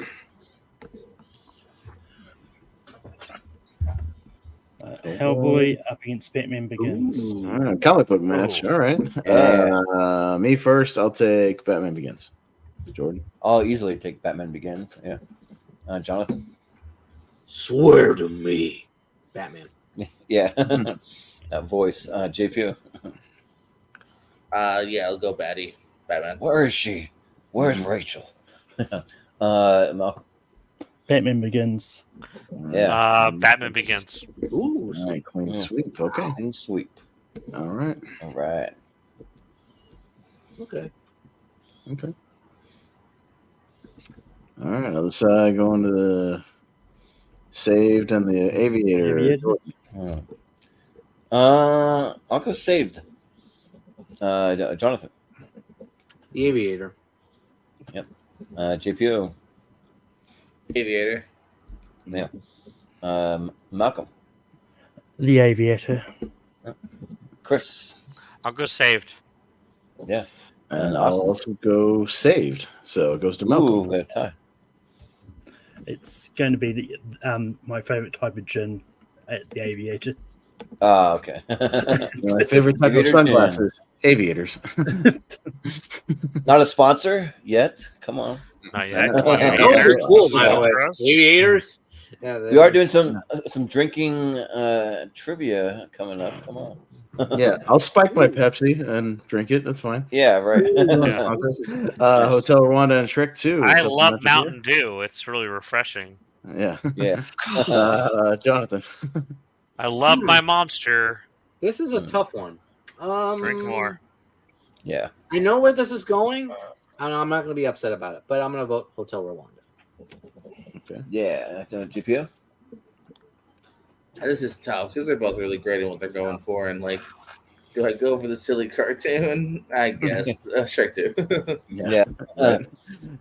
Malcolm? Shrek 2. Chris? I'm going to go with Shrek 2. Yeah. Austin? Yeah, Shrek 2. Yeah, like Hotel Rwanda was really good, but I got to go Shrek 2. Yeah. All right. Shrek 2. A very popular ogre. 51st Dates up against Anchorman. All right. Comedy battle, JPO. Oh, that Anchorman now. Yeah. Malcolm. Anchorman. Chris. Yeah. Chris. Anchorman. Okay. Austin. Cool. Right down the corner. Yeah.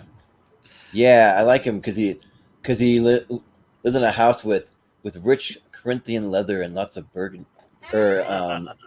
mahogany. Sorry, that was the word I was looking for. So I'll go Anchorman. Yeah. Hey, you pulled a Chris. You vote Jonathan? Yeah, I didn't vote yet. I love Lamp. Anchorman. Yeah. All right. You ate a whole wheel of cheese? Yeah. Yes. Yeah. Yes. What? I'm not even mad. I'm just impressed. He's like, what? You pooped in the refrigerator? I'm not even mad. Yeah. We've got The best thing is he starts on the scene and he goes, I don't speak Spanish. In English, please. Yeah, right. Yeah. We've got Cinderella Man of Fire. Cinderella Man on fire. That's right. Nice crossover. Malcolm? Cinderella Man. Okay. Chris? Chris. Man on Fire. I'll go Cinderella Man. I will also go Cinderella Man. Jonathan? Yeah, I gotta go with. Yeah, I usually do 2004, but the editing just kill it a little bit, so I'm gonna go Cinderella Man. Yeah. JPO? This is good enough for me. I'm gonna go Man on Fire. Yeah. Okay. All right, it's a close one, but Cinderella Man. Yeah. Moves on. Yeah. Cinderella Man. Okay. Down to the final four here. Spider-Man 2. Wow.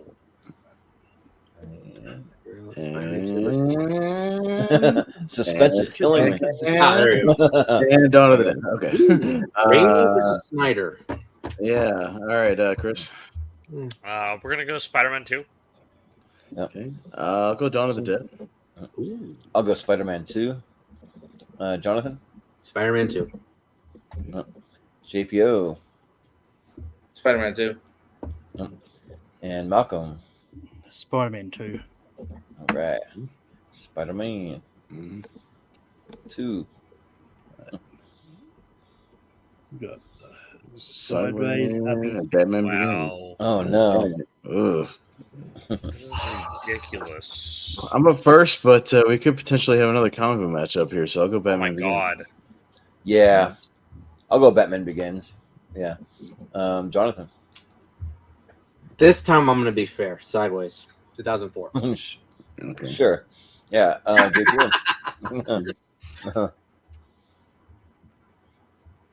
JPO. Batman.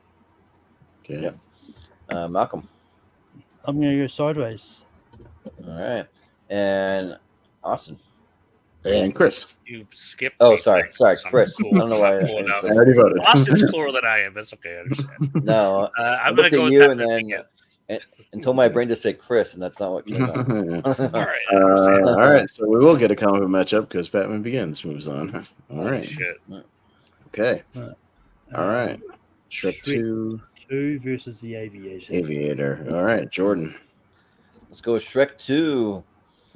Jonathan. Shrek. Okay. Nope. 2. JPO. Yeah. Check it out. We'll get to Shrek in 2000. Yeah. This is tough. I'll go Shrek 2. Okay. Yeah. Malcolm. Shrek 2. Yeah. Chris. Shrek 2. Yep. And I'll make it a clean sweep for Shrek 2. Yeah. All right. All right. Wow. Nice. Okay, we got a nice little interesting Final Four stacking up here with one leftover movie and 2004. Could have another leftover movie. We'll see. Anchorman, Cinderella Man. Okay, another man matchup. I've had a couple man matchups. All right, Jonathan. It's so damn hot. Milk was a bad choice.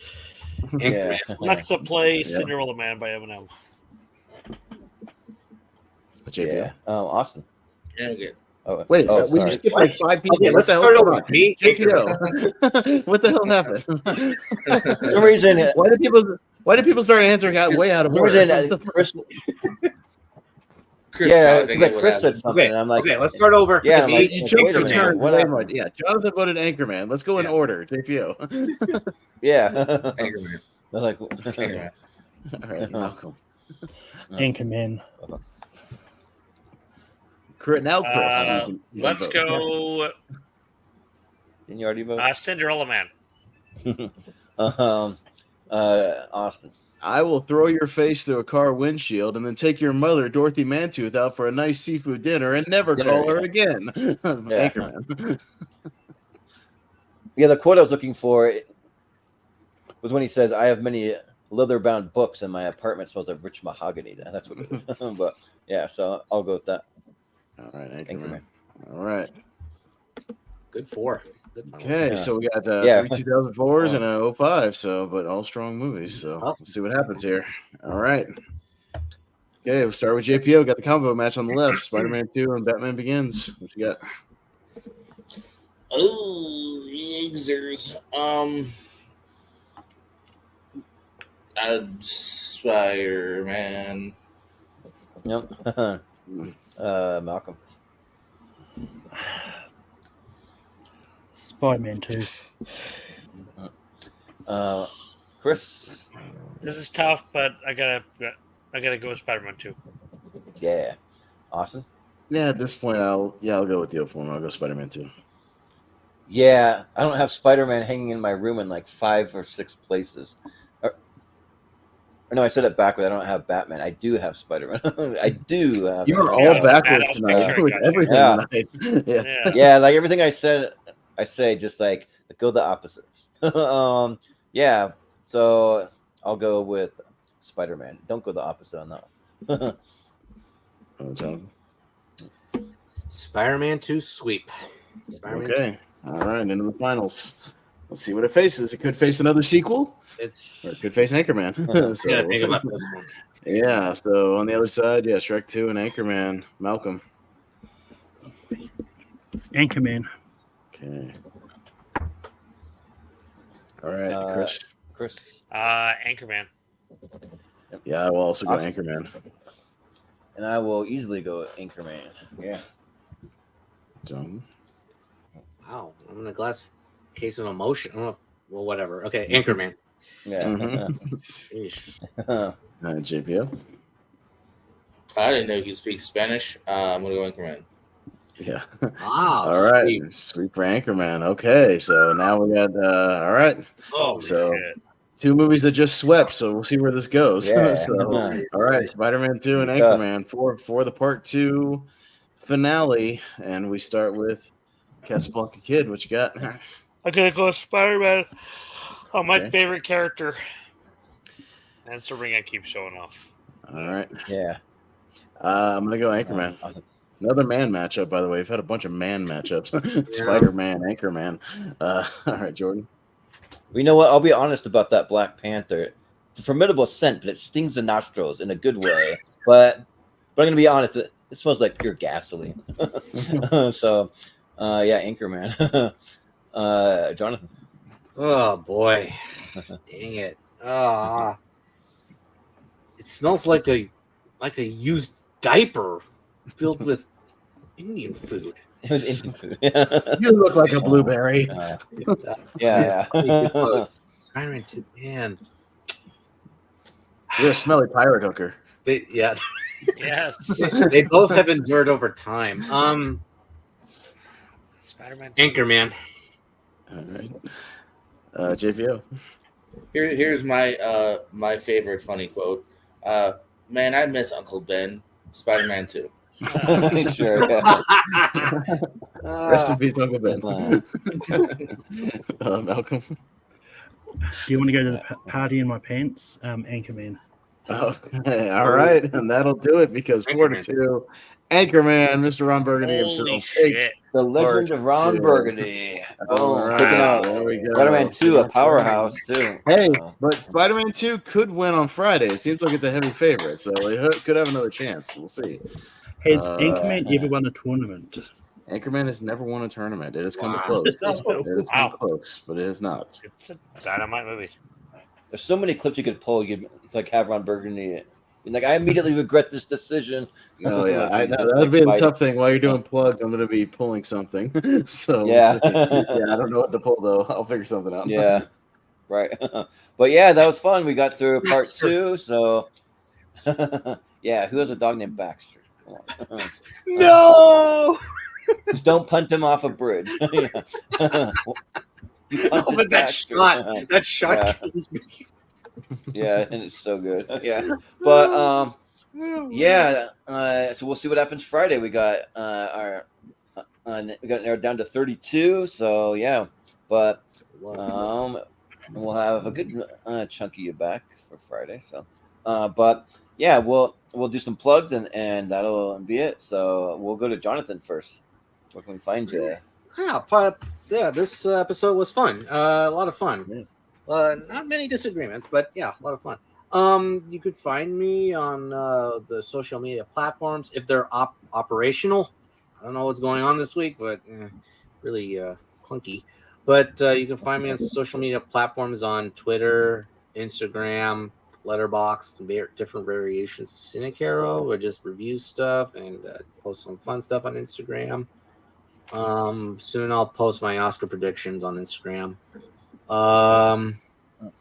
And I'll contact you, Malcolm, about Saturday, but we'll see how the schedule works out. But again, this was fun, and thanks for having me. Yeah, a good one. Yeah, for sure. Yeah, totally. And JPO, what do you have going on? Yeah, we're not popping up on this channel, including, is it tomorrow already? Yeah, tomorrow on Lonely Marks, where we talk AEW, including Pez's live experience, and of course other tournaments and whatnot, including Friday's championship. I'm over at the Pierce Co. We're about to wrap up the yearly tournament. John that just competed in the semifinals. Tune in to find out if he's moving to the finals here coming up sometime next week against Ant-Man Antonio Chavez. We also do weekly tournament, weekly trivia just for fun as well as countdowns to see some of these people on. And then over at Pierce Wrestling, we do an interview series. I'm interviewing pro wrestler Bobby Chrono this week. We've had some great interviews in the past as well, exclusive matches and whatnot. And put up all over the place sometimes on, Rank 'em, Why We Love Horror, taping soon. Doing some stuff for Aaron Canola soon. So find me all over the place. Thanks for having me as always. Mm-hmm. Nice. Sounds good. Yeah, for sure. And Malcolm, where can we find you? You can find me on Tape for Productions. I host Rankin. Normally it's every Sunday, but because the Oscars are on Sunday, I'm not going to try and go up against the Oscars. We're doing it on Saturday instead. Not in this community. And the topic is top 12 best actress winning performances that have won at the Oscars. You can also find me popping up on the championship. And I do host trivia on Full Metal. I promise I'll eventually release the final few matches of the tournament. We've just got the final to record. Then they'll be into the regular season. And you find me popping around all over the place. So. Yeah, sounds good. And Chris, where can we find you? So you can find me over on Instagram, which I was amazingly able to save, thank God, even after all that weird shit that happened yesterday. So at Casablanca Kid 84. You can also find me over on X at writer_84, and all across here when my schedule permits, be able to do shows. Totally. I'm really glad I was able to be on here tonight. It was a lot of fun. Yeah, now I'm curious about what happened yesterday. Apparently there was a big cyber attack. Oh, that it went down. Yeah, there's a big cyber attack. Took down a lot of other sites too. Mm-hmm. The cyber attack. I think, about 50,000 users. I think were. Wow. Weren't able to get their information back. Because I saw like a news story. I'm like never had a problem with mine. I was fine. Yeah, so, I did. Yeah, I had an issue with both. Shoot, I was busy playing 2K24. Wasn't on Facebook at all, so had no idea it happened. Oh dang! Well, Austin, what do you have going on? Yeah, no, not a ton other than this channel, like JPO said. Lonely Marks tomorrow night. Tune in for that. We're talking about Revolution. It was a good show. We'll discuss it. Podcast about movies this Saturday. Me and Jacob Barber will be doing another one of our blind wheel ranking shows. Those are a lot of fun. So tune in. Talk about a bunch of random movies. Be comedy versus action, essentially. So that'll be fun. And other than that, I'll just be here on the channel. Not too much outside of that. So there you go. Cool, yeah. And yeah, for our channel, if you want to keep up to date with what we have going on, you can follow us on social media pretty much everywhere at Movie Hero 2121 or Jordan 83616. And then you can find us in the Schmodown Friends and Family group, where we won't have a poll for this episode tonight, but we'll have one for Friday. So whatever makes the end of this whole series will be in the Schmodown Friends and Family group, and you can go vote and just let us know what you think of our picks. And if you have any projects you're working on, we encourage everyone to go post over there in the Schmodown Friends and Family group, and just comment, like have fun discussions. We'll share your content out. We'll try to help you get subscribers and likes and all that stuff. So yeah, we support each other over there. And let's see. As far as this week, we just have the championship on Friday, which will be a half bracket. So it should be a pretty breezy show, but a tough one. And then I don't have anything going on for me personally until on Monday we'll be doing our exhibition match for the Seen and Heard drinking trivia. So that'll be Monday. Yep, there it is right there. And we got some people here that might be competing. Well, we got one. We got JPO. He'll be in there. And then we got also Jacob Cameron, Zach Shelton, Steve Mesa, Henry Sanchez, and Richie Goodacre. So they'll all be competing. That'll be our exhibition match. We do one every month, and then we're in the midst of a tournament. So as soon as that wraps up, the exhibition, I'll be reaching out to the group 2 for the tournament and getting that one on the books. So yeah. And then we also have a Patreon, which I just posted our extended schedule. If you want to go see that over on the patreon.com/moviehero. If you want to see our schedule up to 4 months in advance, but way before anyone else gets to see it. If you want to get first dibs and signing up, you can go over there. And even for the lowest tier, just $1, you can see it. And then you can see all kinds of exclusive podcasts and things we have going on over there. We do some giveaways of movie posters from my time working in the movie theaters and that kind of thing. So yeah, and we really appreciate it. It really helps our channel out a lot. So to bring you guys bigger and better content. I mean, that's the goal here. So yeah. And then let's see what we have coming up for tournament fights and team ranking, because we won't be doing any the seen and heard, not that. We won't be doing the wheel of movies, I should say, for about another week. But we're gonna spin the wheel soon. Maybe I'll spin it possibly this weekend. We'll see how busy the schedule gets. But if you see a YouTube short pop up with a wheel spin, you'll know we're doing it, and we usually do it roughly about Wednesday-ish, and then we'll be doing probably the following week after. We'll finally get to that recast of Willy Wonka and the Chocolate Factory we've been talking about. So yeah, but just for what we have on tournament fights and tier ranker coming up, we will be doing this next week we'll be doing best fantasy sci-fi characters. So that'll be part of our geek series as part of our quest to determine the greatest sci-fi characters of all time, and then we'll have our championship, and they'll go up against a bunch of different geek fandoms for that. And then me and Zach Shelton will be going head to head on our favorite TV shows of all time. We'll be doing a lot more TV this year, so we'll be talking TV, which I'm looking forward to, because I took some time and watched a couple last minute things to solidify my last 2 or 3 spots, and I kind of finally figured that out. But and then we have a movie hero mystery tournament that we do every month. We spin the wheel 64 times. We'll have a little selection show to if you want to watch us see what movies are going to be on that, and we'll do it probably a few days before it happens, and then we'll have a mystery tournament with all of our favorite movies. So if you've done a top 64 or a 128 or any of that, then your movies will be eligible for that. So that's kind of how you get your favorite movies on that once you do that. So and then our next actor versus is going to be Jack Black versus Ben Stiller match. So that'll be coming up soon, and then we also have Austin. He'll be doing his after the 128. So I did mine, and then Austin will be doing his coming up. So that will be soon. And then we have 64 great. Or no. Before that one, I want to make sure that we get it right, because Austin's birthday is at the end of March. So we'll be doing a mystery speed tournament, kind of similar to what he did last year. If you go back and watch at the end of March last year, you can see what Austin did, but a bit of a twist this year that we're not revealing yet. But and then we'll be doing 64 great movies from 64 great directors. We just finally hashed out that list, and so and it's looking like it's going to be really tough. That one's going to be a hard one. But we got for Jacob Barber, he decided for his birthday he wanted to do his favorite album from 64 of his favorite music artists. So it's kind of a way to do 2 birds with 1 stone. That's to awesome. Talk about the artists and the albums. Yeah, so we're getting some music. He's a big music guy, so it's fun talking music once in a while. Yeah.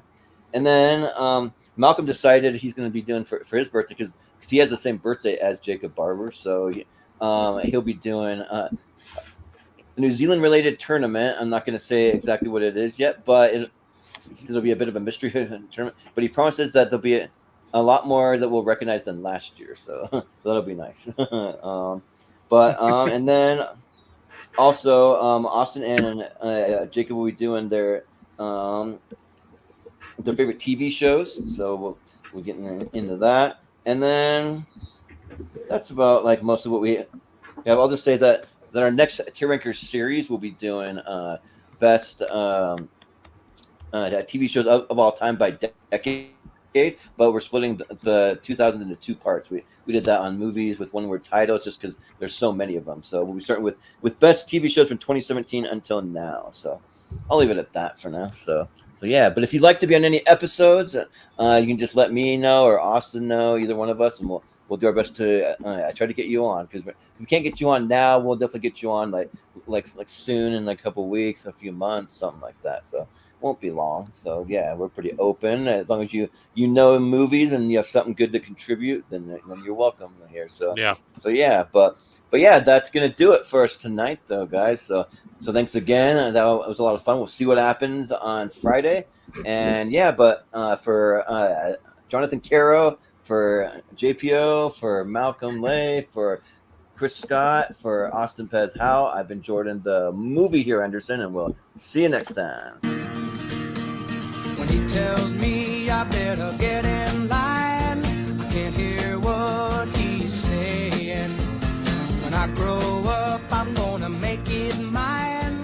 These ain't dues. What Brian didn't tell you was that those were not real pirates. They looked convincing, though. Oh, yes. Well, for all of us here at Channel 4 News, I'm Ron Burgundy. You stay classy, San Diego. And thanks for stopping by. But mainly, stay classy. Thanks for stopping by. Stay classy, I'm Ron Burgundy. Thanks for stopping by. Stay classy. Ron Burgundy.